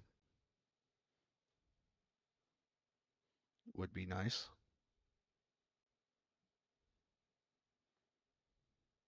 Anything happen over here? Queen e8 is on the board.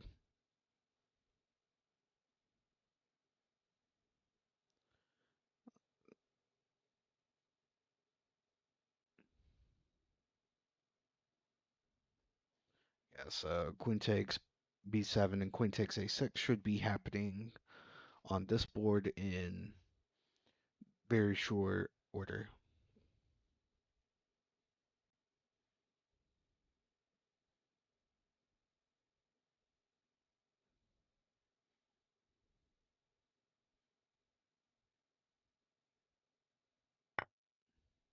Yep, there it is. Queen takes b7 on the board.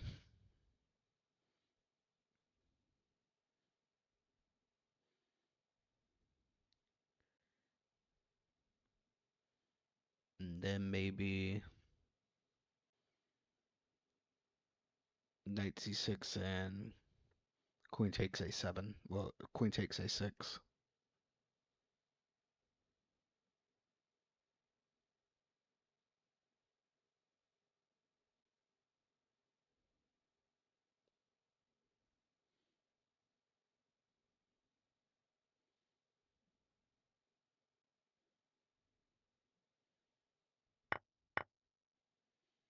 Yeah. Looks like some action's picking up in the other game. Knight takes e3, queen takes e3. Looks good. I am curious how white intends to proceed here.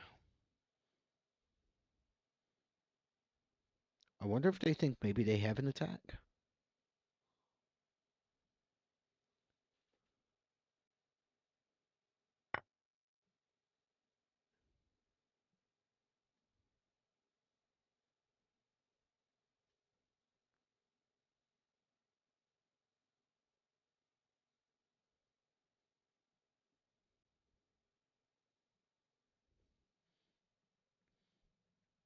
Yeah, I wonder what black's follow-up is going to be.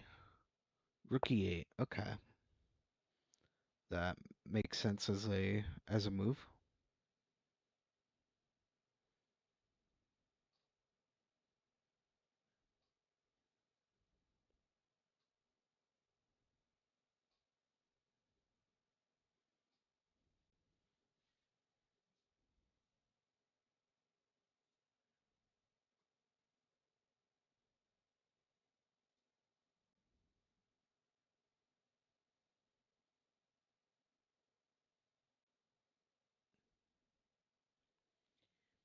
Can you go bishop c4 check here?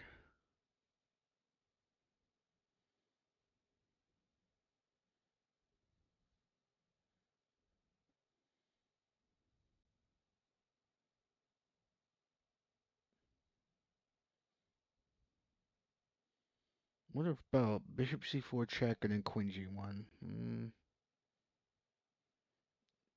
Actually, maybe what about queen g1 now? That doesn't do very much. Yeah, I don't know. Yeah, this bishop's a very sad bishop. I would be ecstatic to try to get him off the first rank. So, but we'll see what white chooses to do here. As for the other game, we do have a few more moves in. Knight b5, queen takes a6, h6, and f4.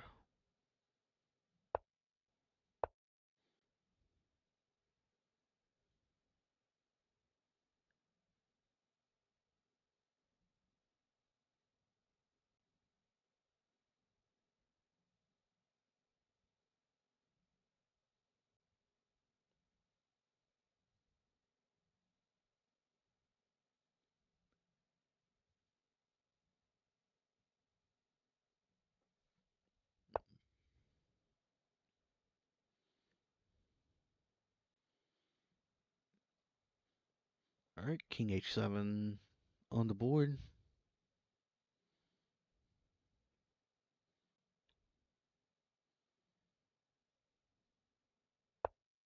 F5, fair enough.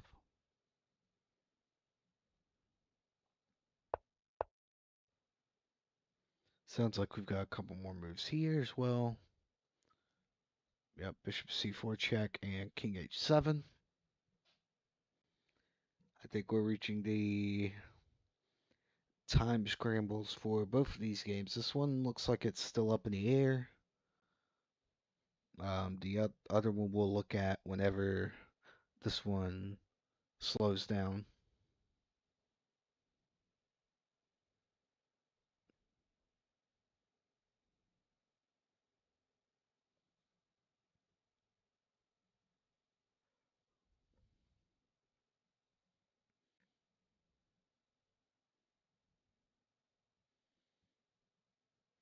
Yeah, I wonder what. I was going to suggest this, but then. Okay, Rook F2 is not. Well, Rook E2 is not possible at this moment.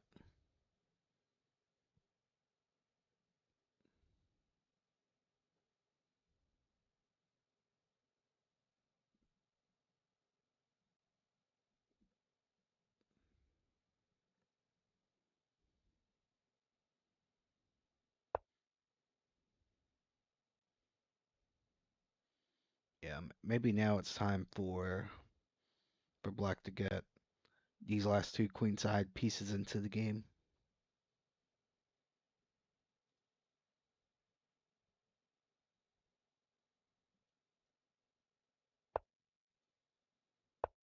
Bishop B6 played.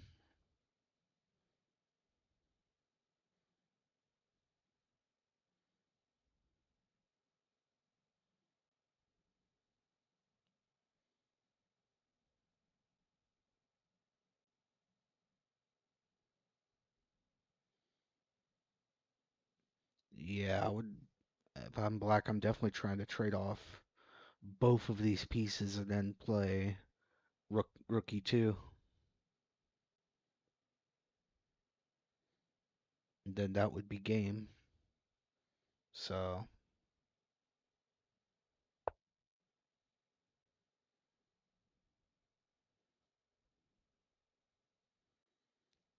I'm not even sure if Rook E1 helps.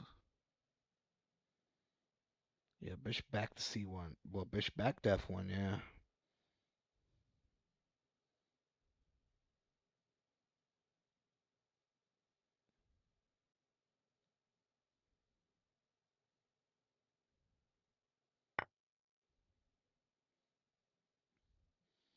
Yeah, and I guess it also defends the G2 square in case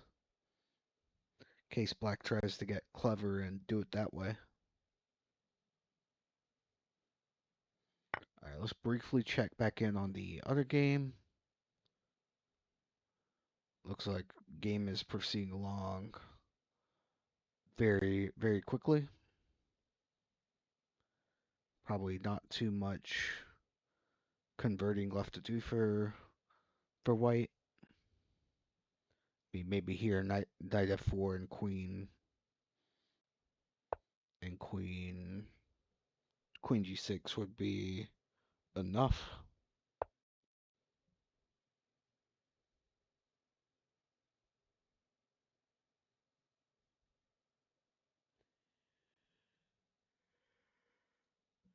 Uh, okay, back over here we have Rook ADD8 on the board.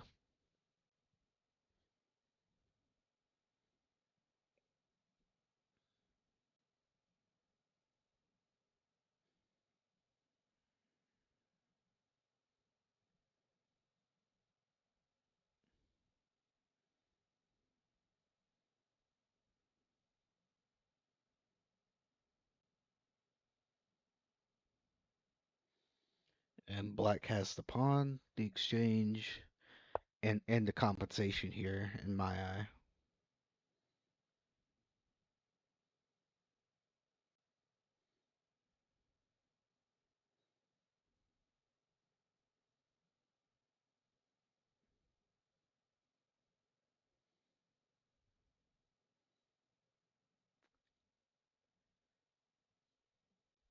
I'm kind of wondering if bishop f4 is ever a possibility in any of these. Bishop f4, bishop h4 is possible in any of these positions. Try to flush the queen out, maybe bishop g3 even as a follow-up option.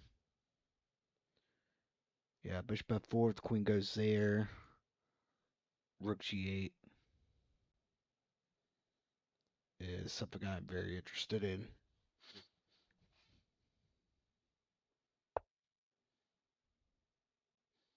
But both sides are in time trouble now. Okay, this is another way to do it. It looks like the same idea, except on d4.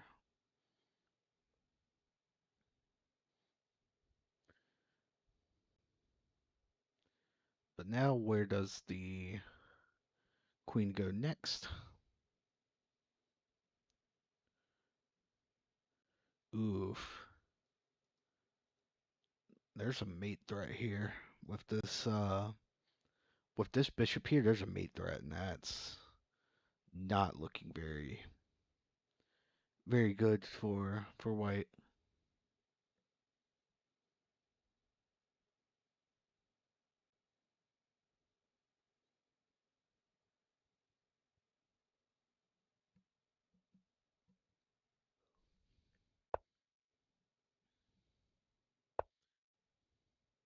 Then I'm also kind of wondering about f2 personally.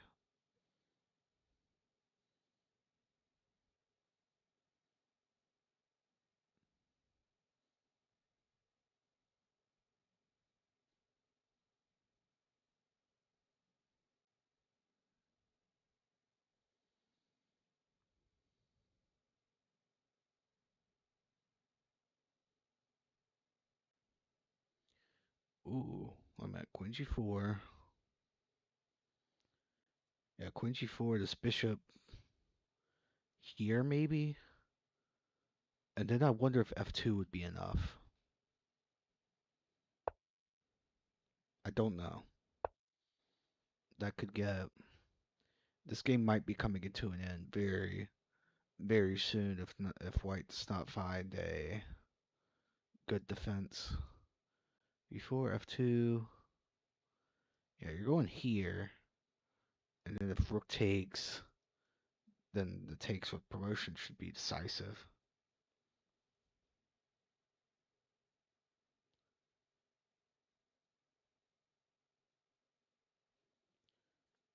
Yeah.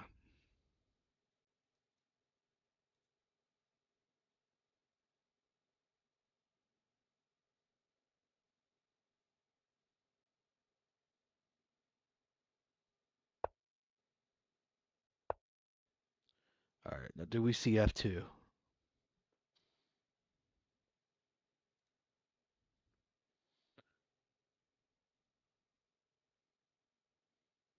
Is there a defense to that?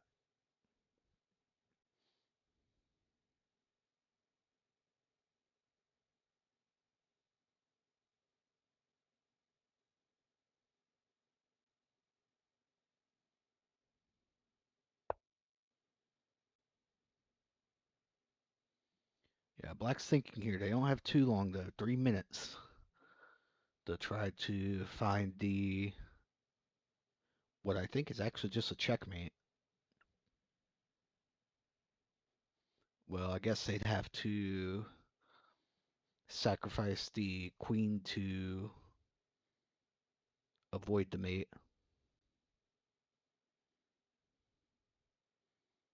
So I suppose there's that.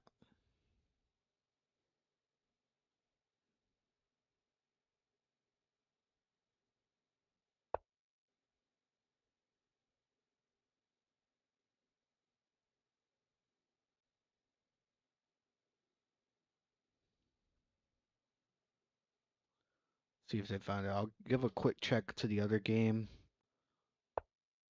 Not much changed. Queen G6 on the board, and looks like White is putting the finishing touches on their game here.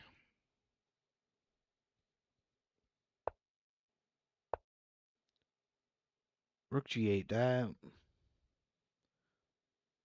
I'm not sure if that's as good. Maybe it's fine.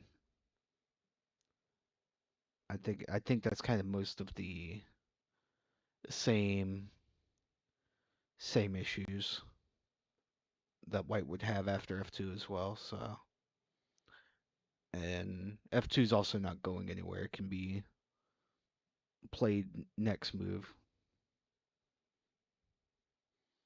But yeah, Queen G1 is on docket if White does not defend from it.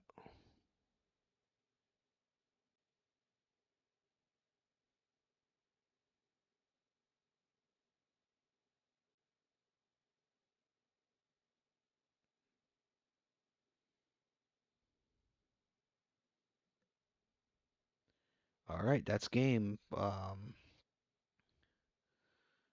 Show enough wins the wins that game, and with that, I believe, yeah, it looks like we just turned Barbie's World from plastic to tragic. We'll win that match. And last one going, of course, we know the stakes there. XKM is trying to win, and Keto is trying to draw.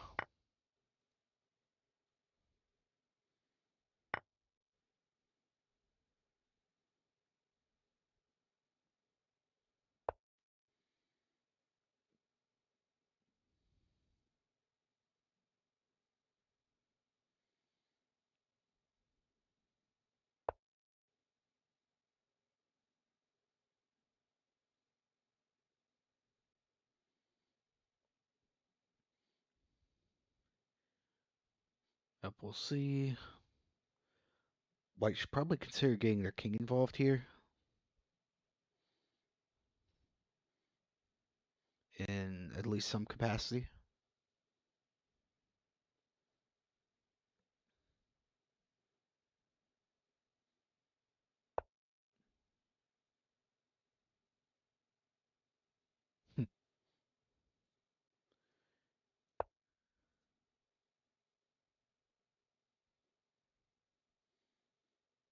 H4, H5, I guess, is the intended follow-up.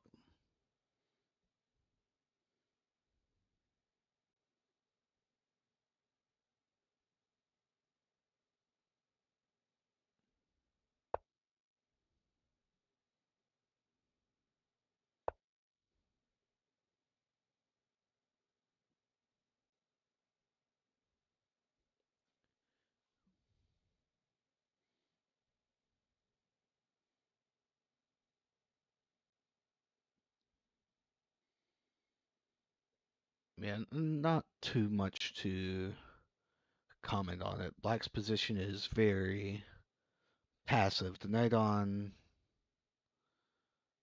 c7 is kind of stuck there, and I think as long as it's stuck there, Black will not be able to generate any counterplay. I think g5 has to happen at some point. I felt like h5 would be a good move to deal with that ahead of time.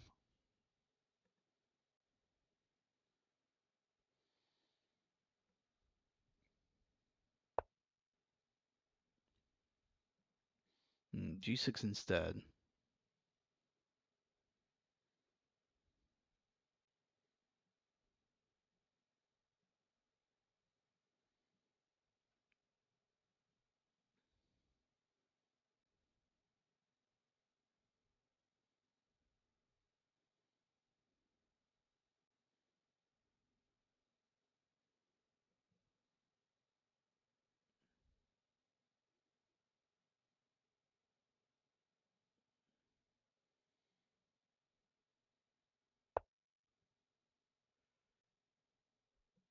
Okay, g4 on the board.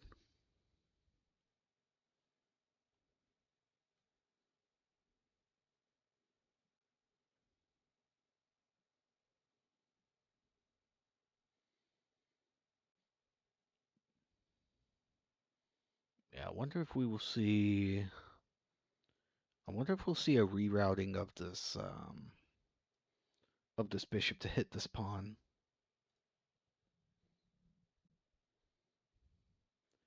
If they could fix it on G6, I could see a world where this bishop maneuvers over here and then they just win this pawn outright.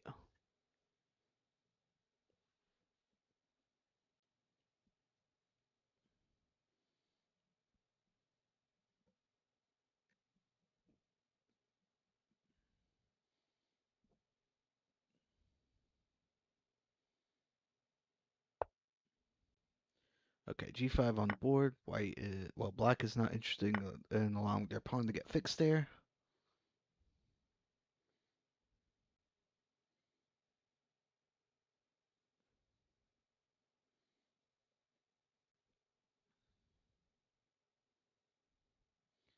The only thing I'm not really happy about for white here is that that knight is going to start getting a little bit more active now that it's not tied to the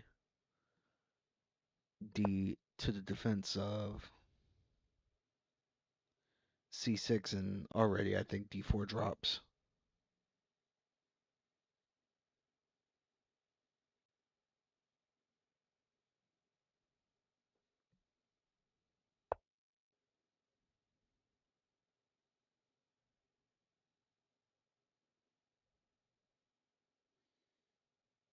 It's not over yet.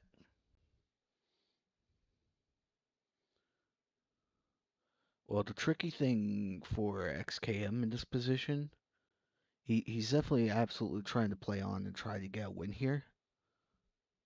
The issue with that he's got to try to generate not only enough counterplay to make a draw, but he has to make enough counterplay to win. And that's no doubt that's going to be very, very tough to do.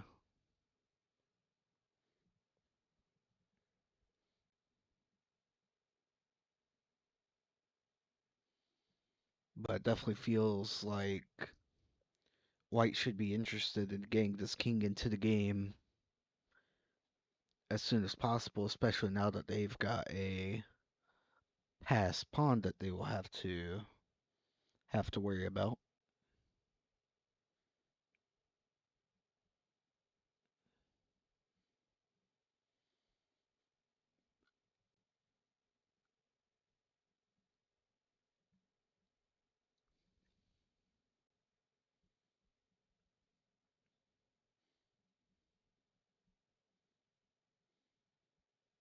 Yeah, it's definitely the best position that XKM has had in the past several moves, and King F2 is finally on the board. This still should be winning for White, but we'll see if that holds true or if Black can generate any kind of counterplay here. Worth noting, White does have 20 minutes to think on how to convert this position.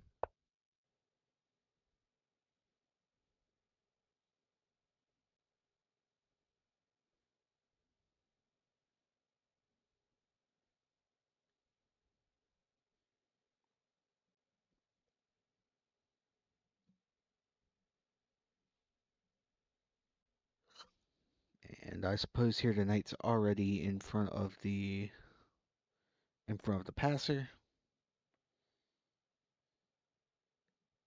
So that is more good news for White.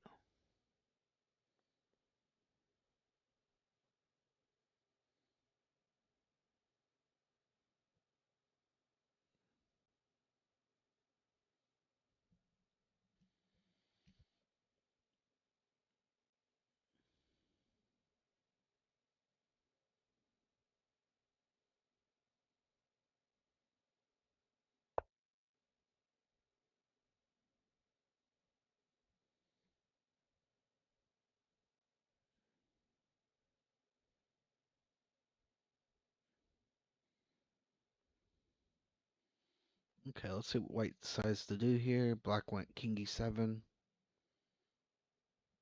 I would probably play king e3 pretty automatically.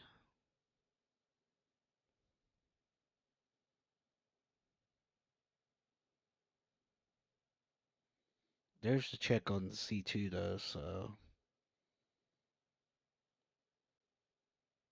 white would have to determine whether that matters or not.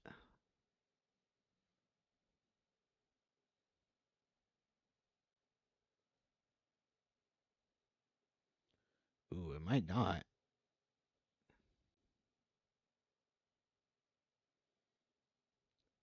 I'm kind of seeing a scenario where after knight c2 check, the knight actually gets trapped after going to a3 or a1. I could see a scenario where that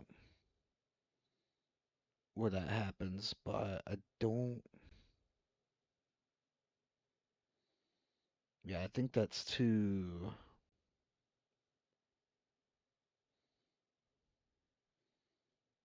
slow. Yeah, I don't really feel like calculating all that, but it does feel kind of sketchy.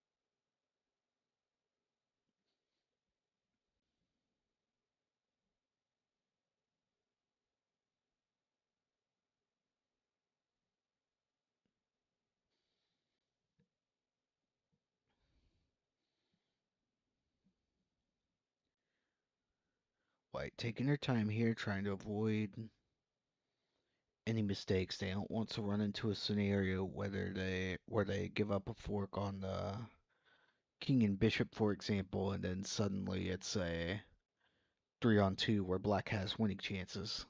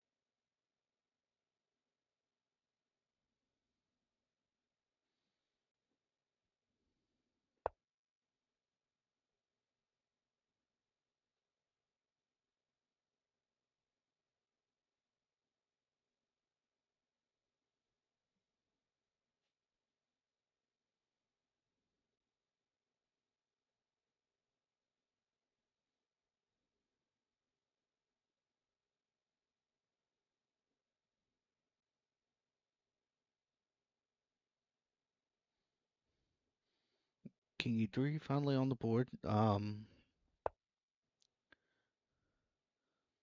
They go immediately back to c6, placing pressure on the e5 pawn, which doesn't have its friend anymore, so white will need some time.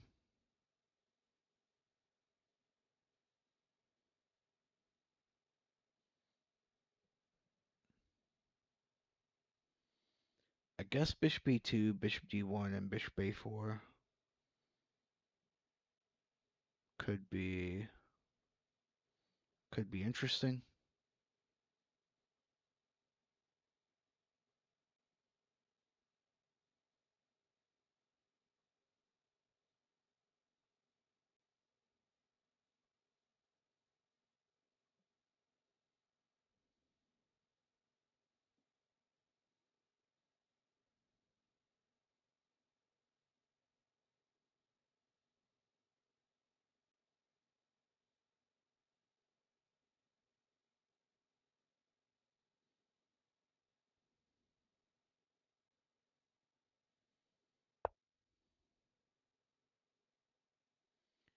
Knight c5. Okay, there another pawn's gonna drop here.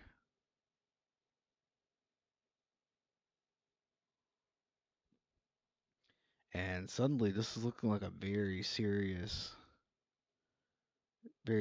game.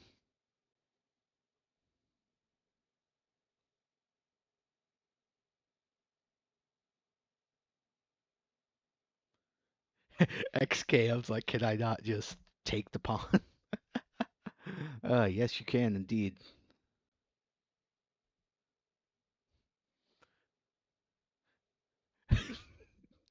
Oh my gosh, they're roasting white in the chat right now. Oh Lord. Yeah, I can't blame them for I missed that at first glance also.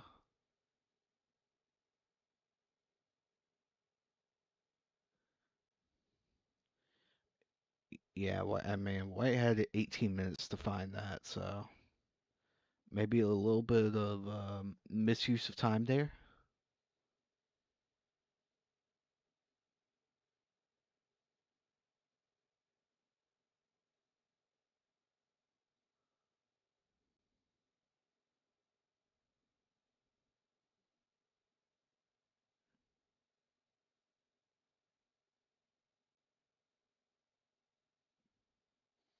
Yeah, Kito says he shouldn't play evening games.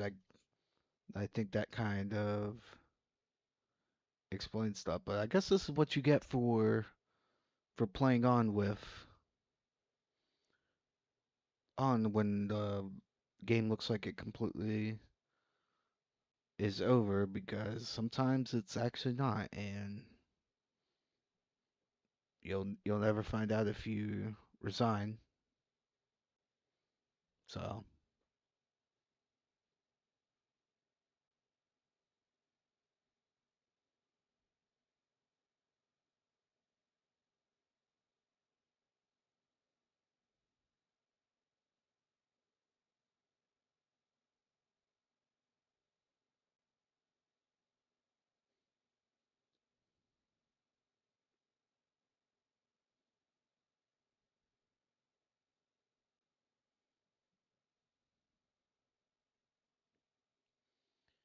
I guess Bishop E2 is fine, but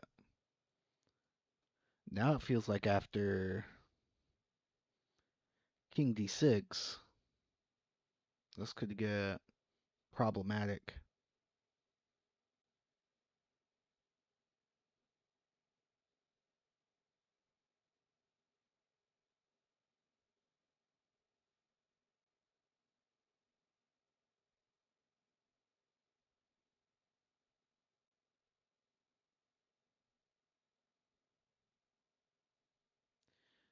Yeah, I'm glad I stayed on and didn't just write off the game because yeah, this is becoming interesting again.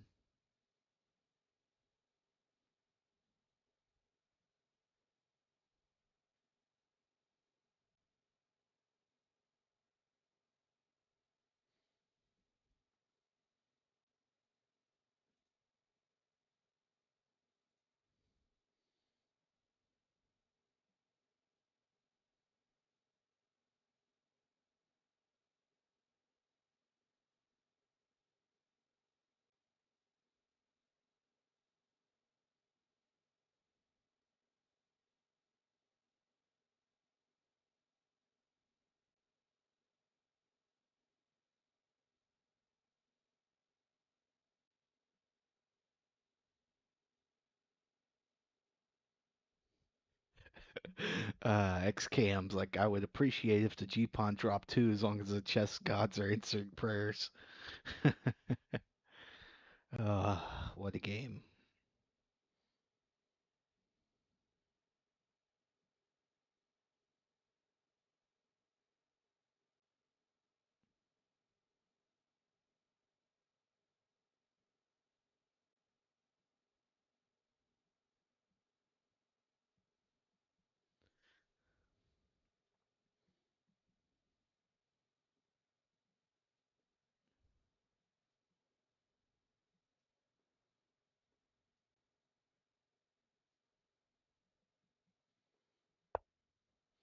Okay, bishop b2 on the board. It looks like Keto's probably taking a pause, probably to maybe refocus after dropping the e5 pawn.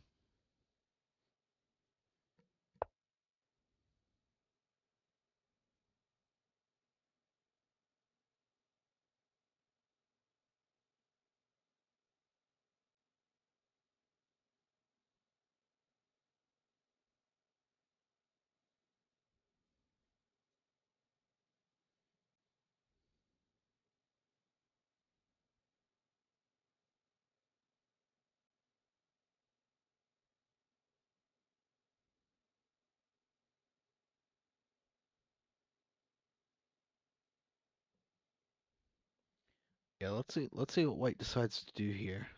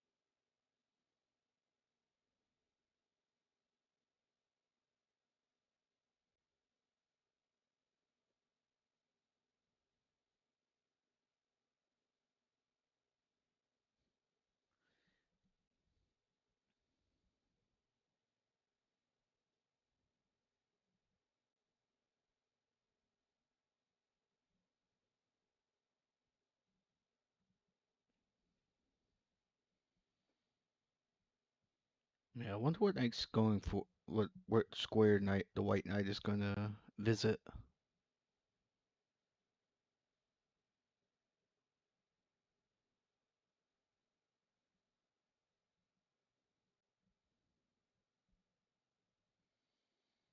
Wonder if knight e4 will hit the. Oh,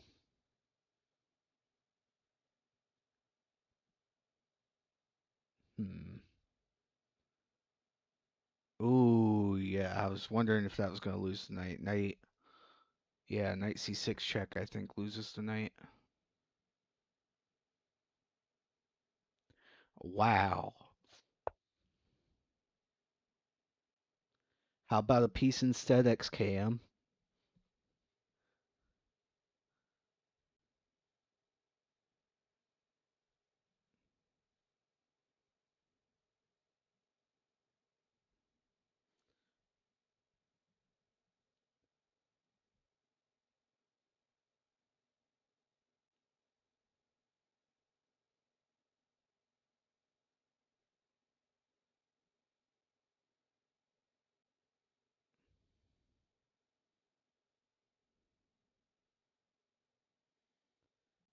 Yep.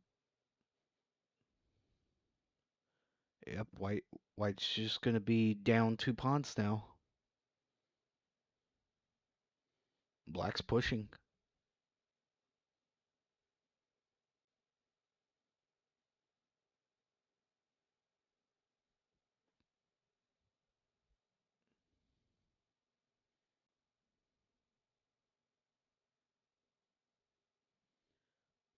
A heroic stand from XKM to be sure.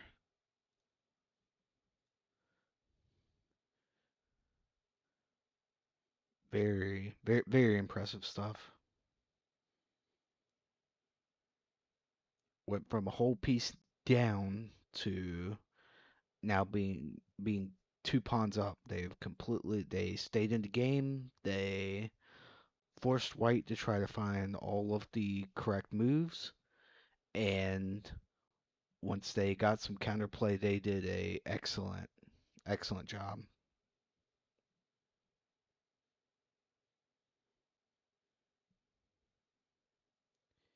And now Keto is going to be on the defensive, trying not to lose this game.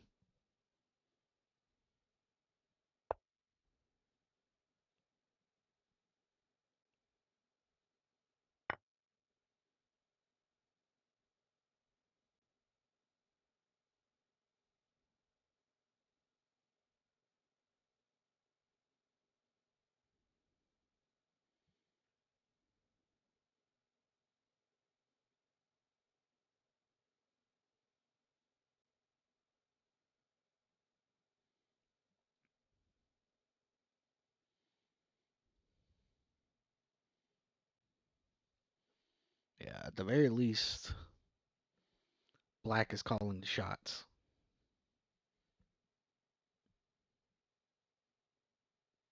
And I think those two center pawns are getting ready to start rolling.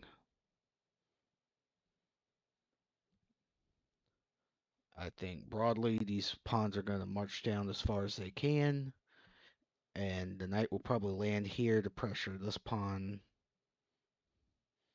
as sort of an afterthought. In fact, you could probably even pre-move e5 and e4 here.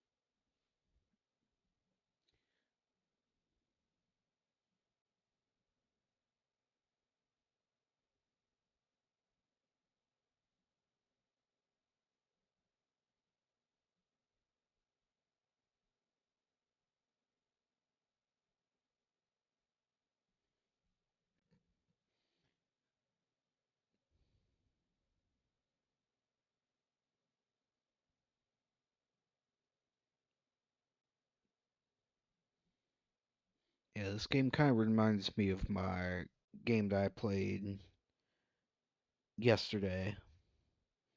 Although it never had quite this big of a swing.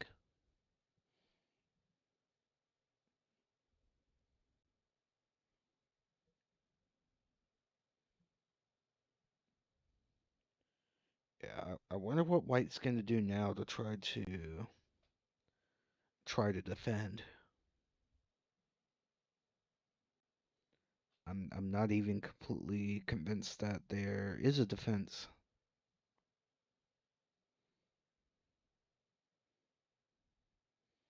But it is definitely up to Black to prove that they can convert this, because as we've seen in this very game, it is not guaranteed.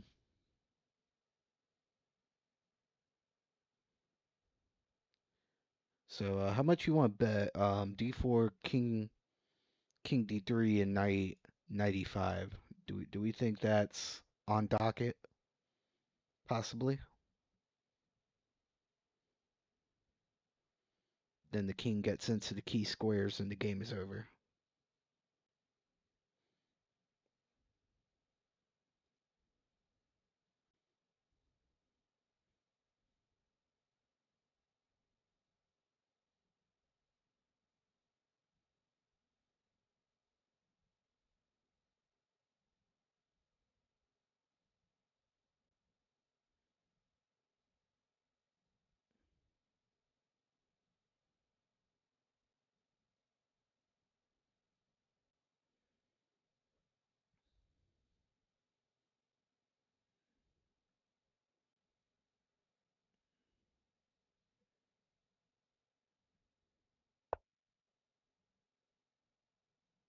I'm not sure what king d6 does.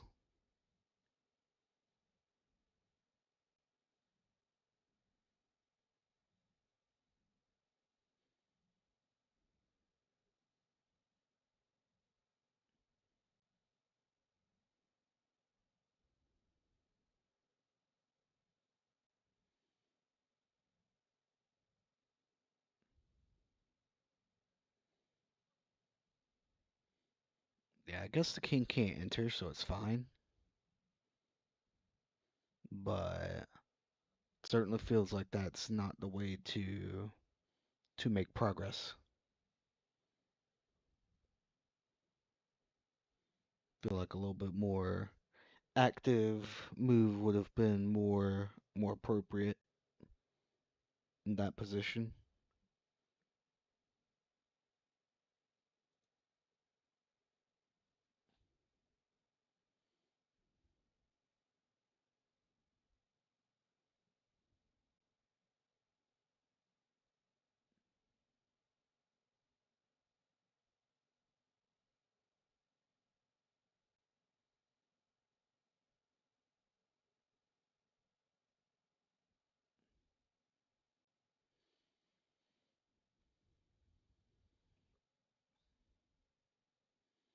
Well, I guess the question is now what does white do? Do they sit and wait with the bishop, or can they improve the pieces somehow?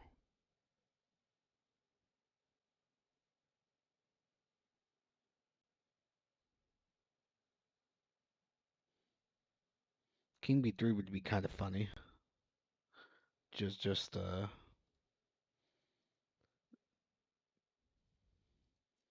yeah. So that threat is there. So b3 is off the table, c2 is off the table. Uh, king king e3 runs into this, even though that doesn't actually lose a piece immediate. Well, that doesn't actually lose a piece, but a 3-on-1 pawn majority. There's no way. Well, I shouldn't say that after where this game was at 10 moves ago. Yeah, how many moves ago was it? Yeah, 10 moves ago, this is the position. So, king e3, yeah, oh, yep,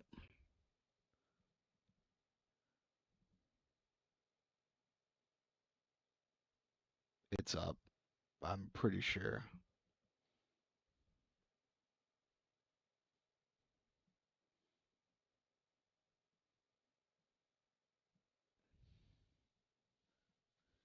95 check, knight takes f3. There it is.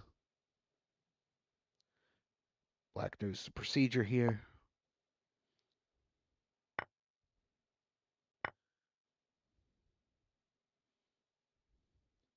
And now e5.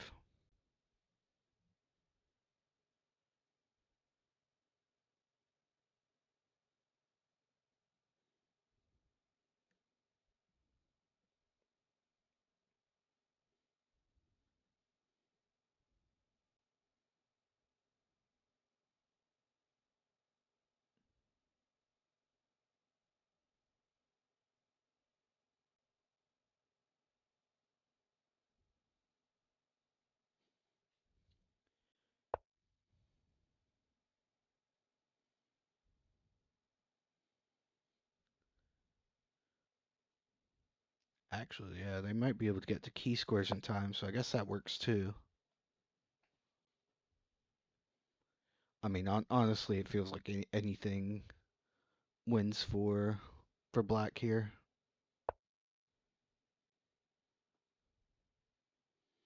Just as long as they don't blunder into a stalemate, they should be a-okay.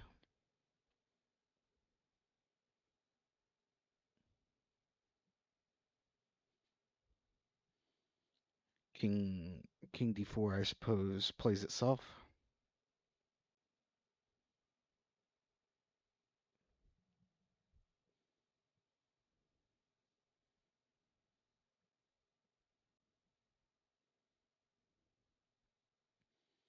Let's see if white can find a way out of this.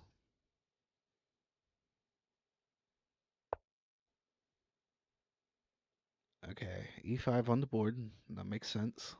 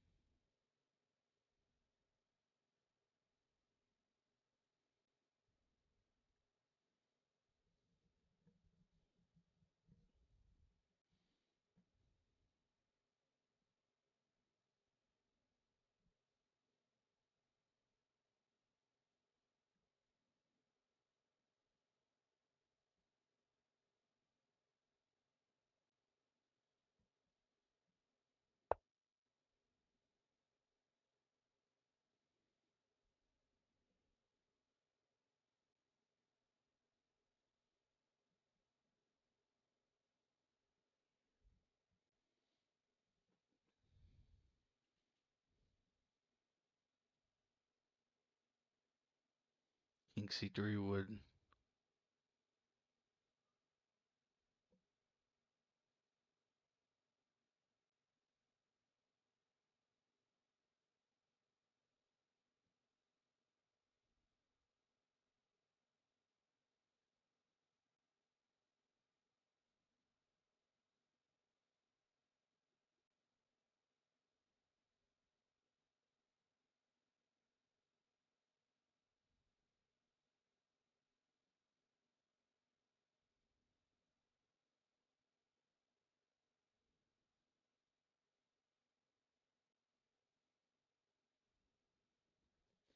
I kind of like King C3. Yeah, just not letting the pawn run E4. Actually, I like that too, ish.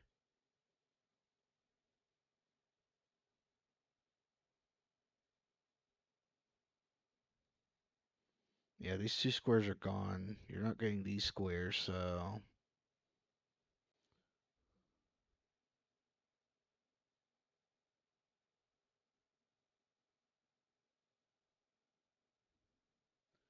yeah, well done from black.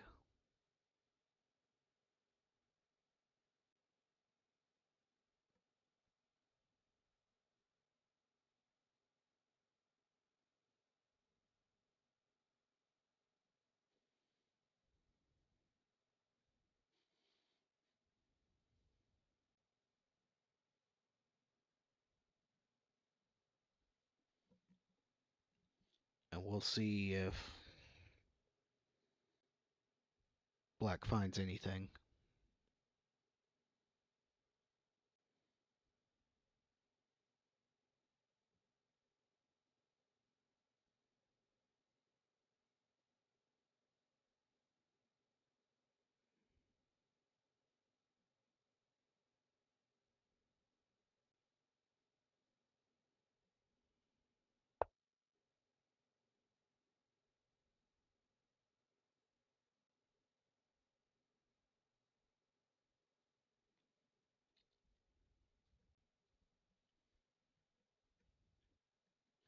Okay, they go for king d2. I'm assuming d4 is next.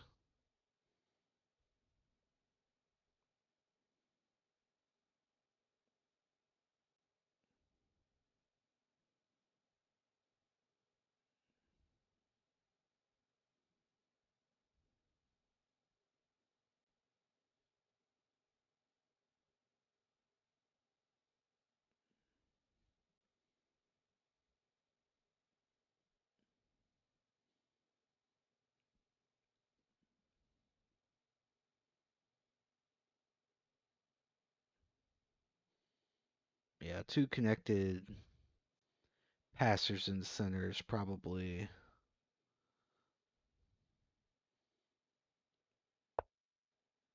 the most dangerous thing you can do. Okay, king d4 here.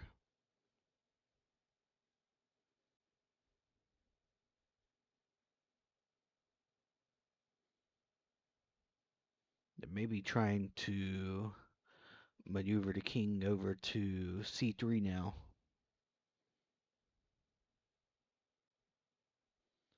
King e2, king e2 probably be more challenging for white. I think if king c2, then king e3, and then you can just roll out the red carpet for the d pawn.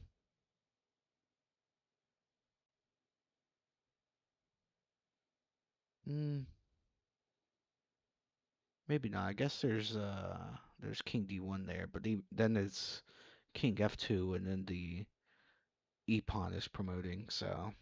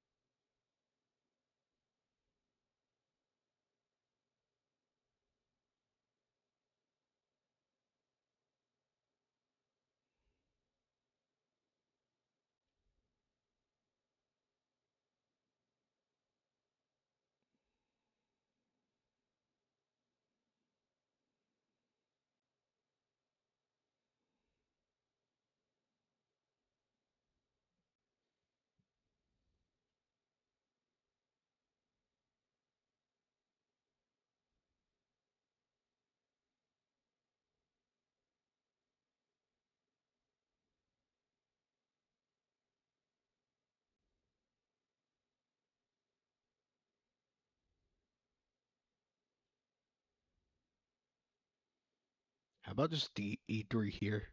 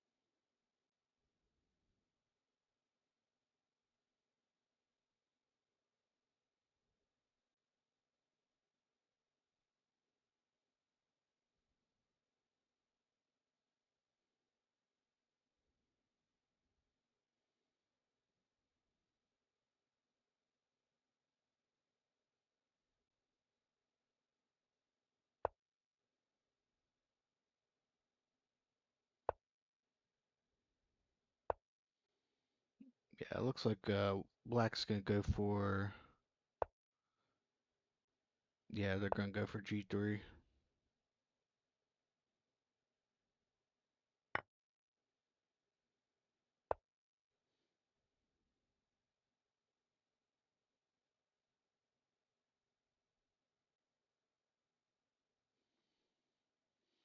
Yeah, probably King F4 and just Black promotes three queens and stalemates. Oh no. Don't wish that on him. That's probably why White's still playing.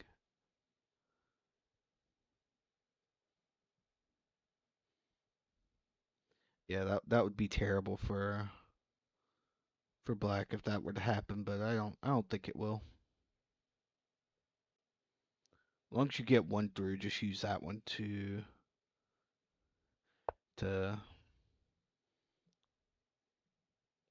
checkmate.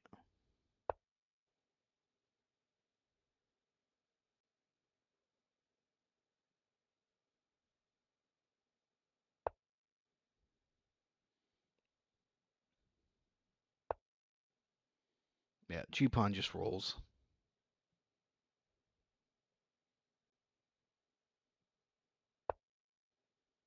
Nope, she's gonna go for the E2.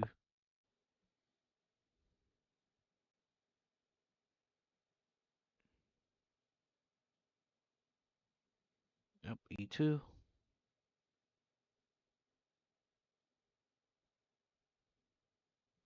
I wonder if they'll double queen and then try to get it that way.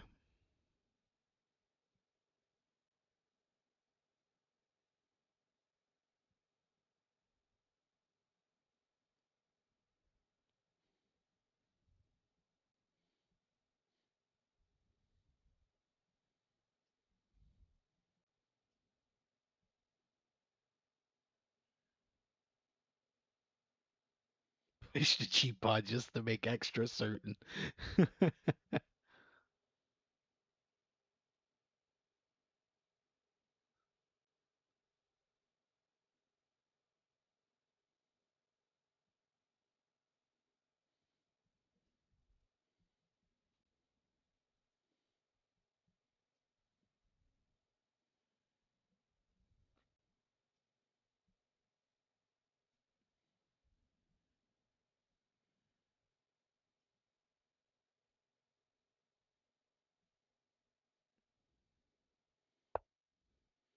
It looks like they're simply gonna go for E2, E1,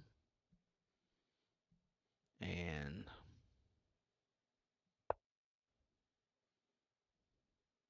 now will we see any funny under promotion shenanigans? uh, resurrect the hero. Uh, honestly, you could.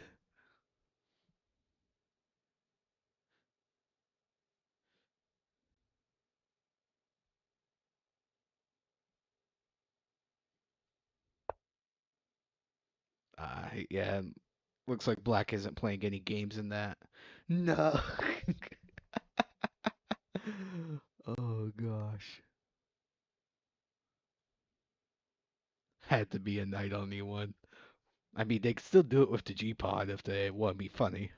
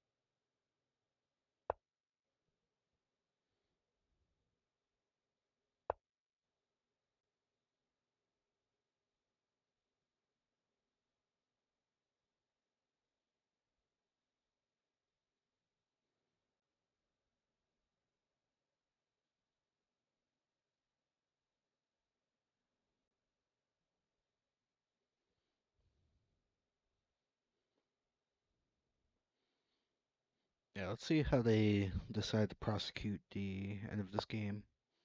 Yep, they're going for another queen. And okay, there's the resignation.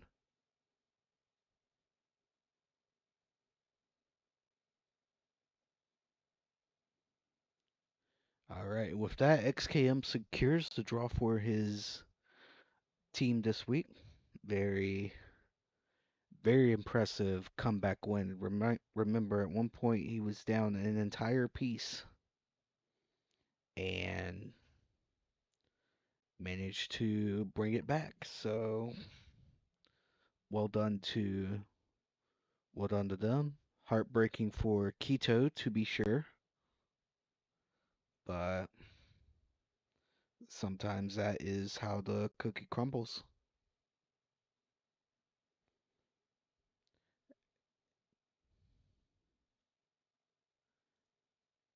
And I think that'll wrap it up for my coverage for today's chess message. Thank you to everyone who came on out, and I will catch you guys next time. See ya.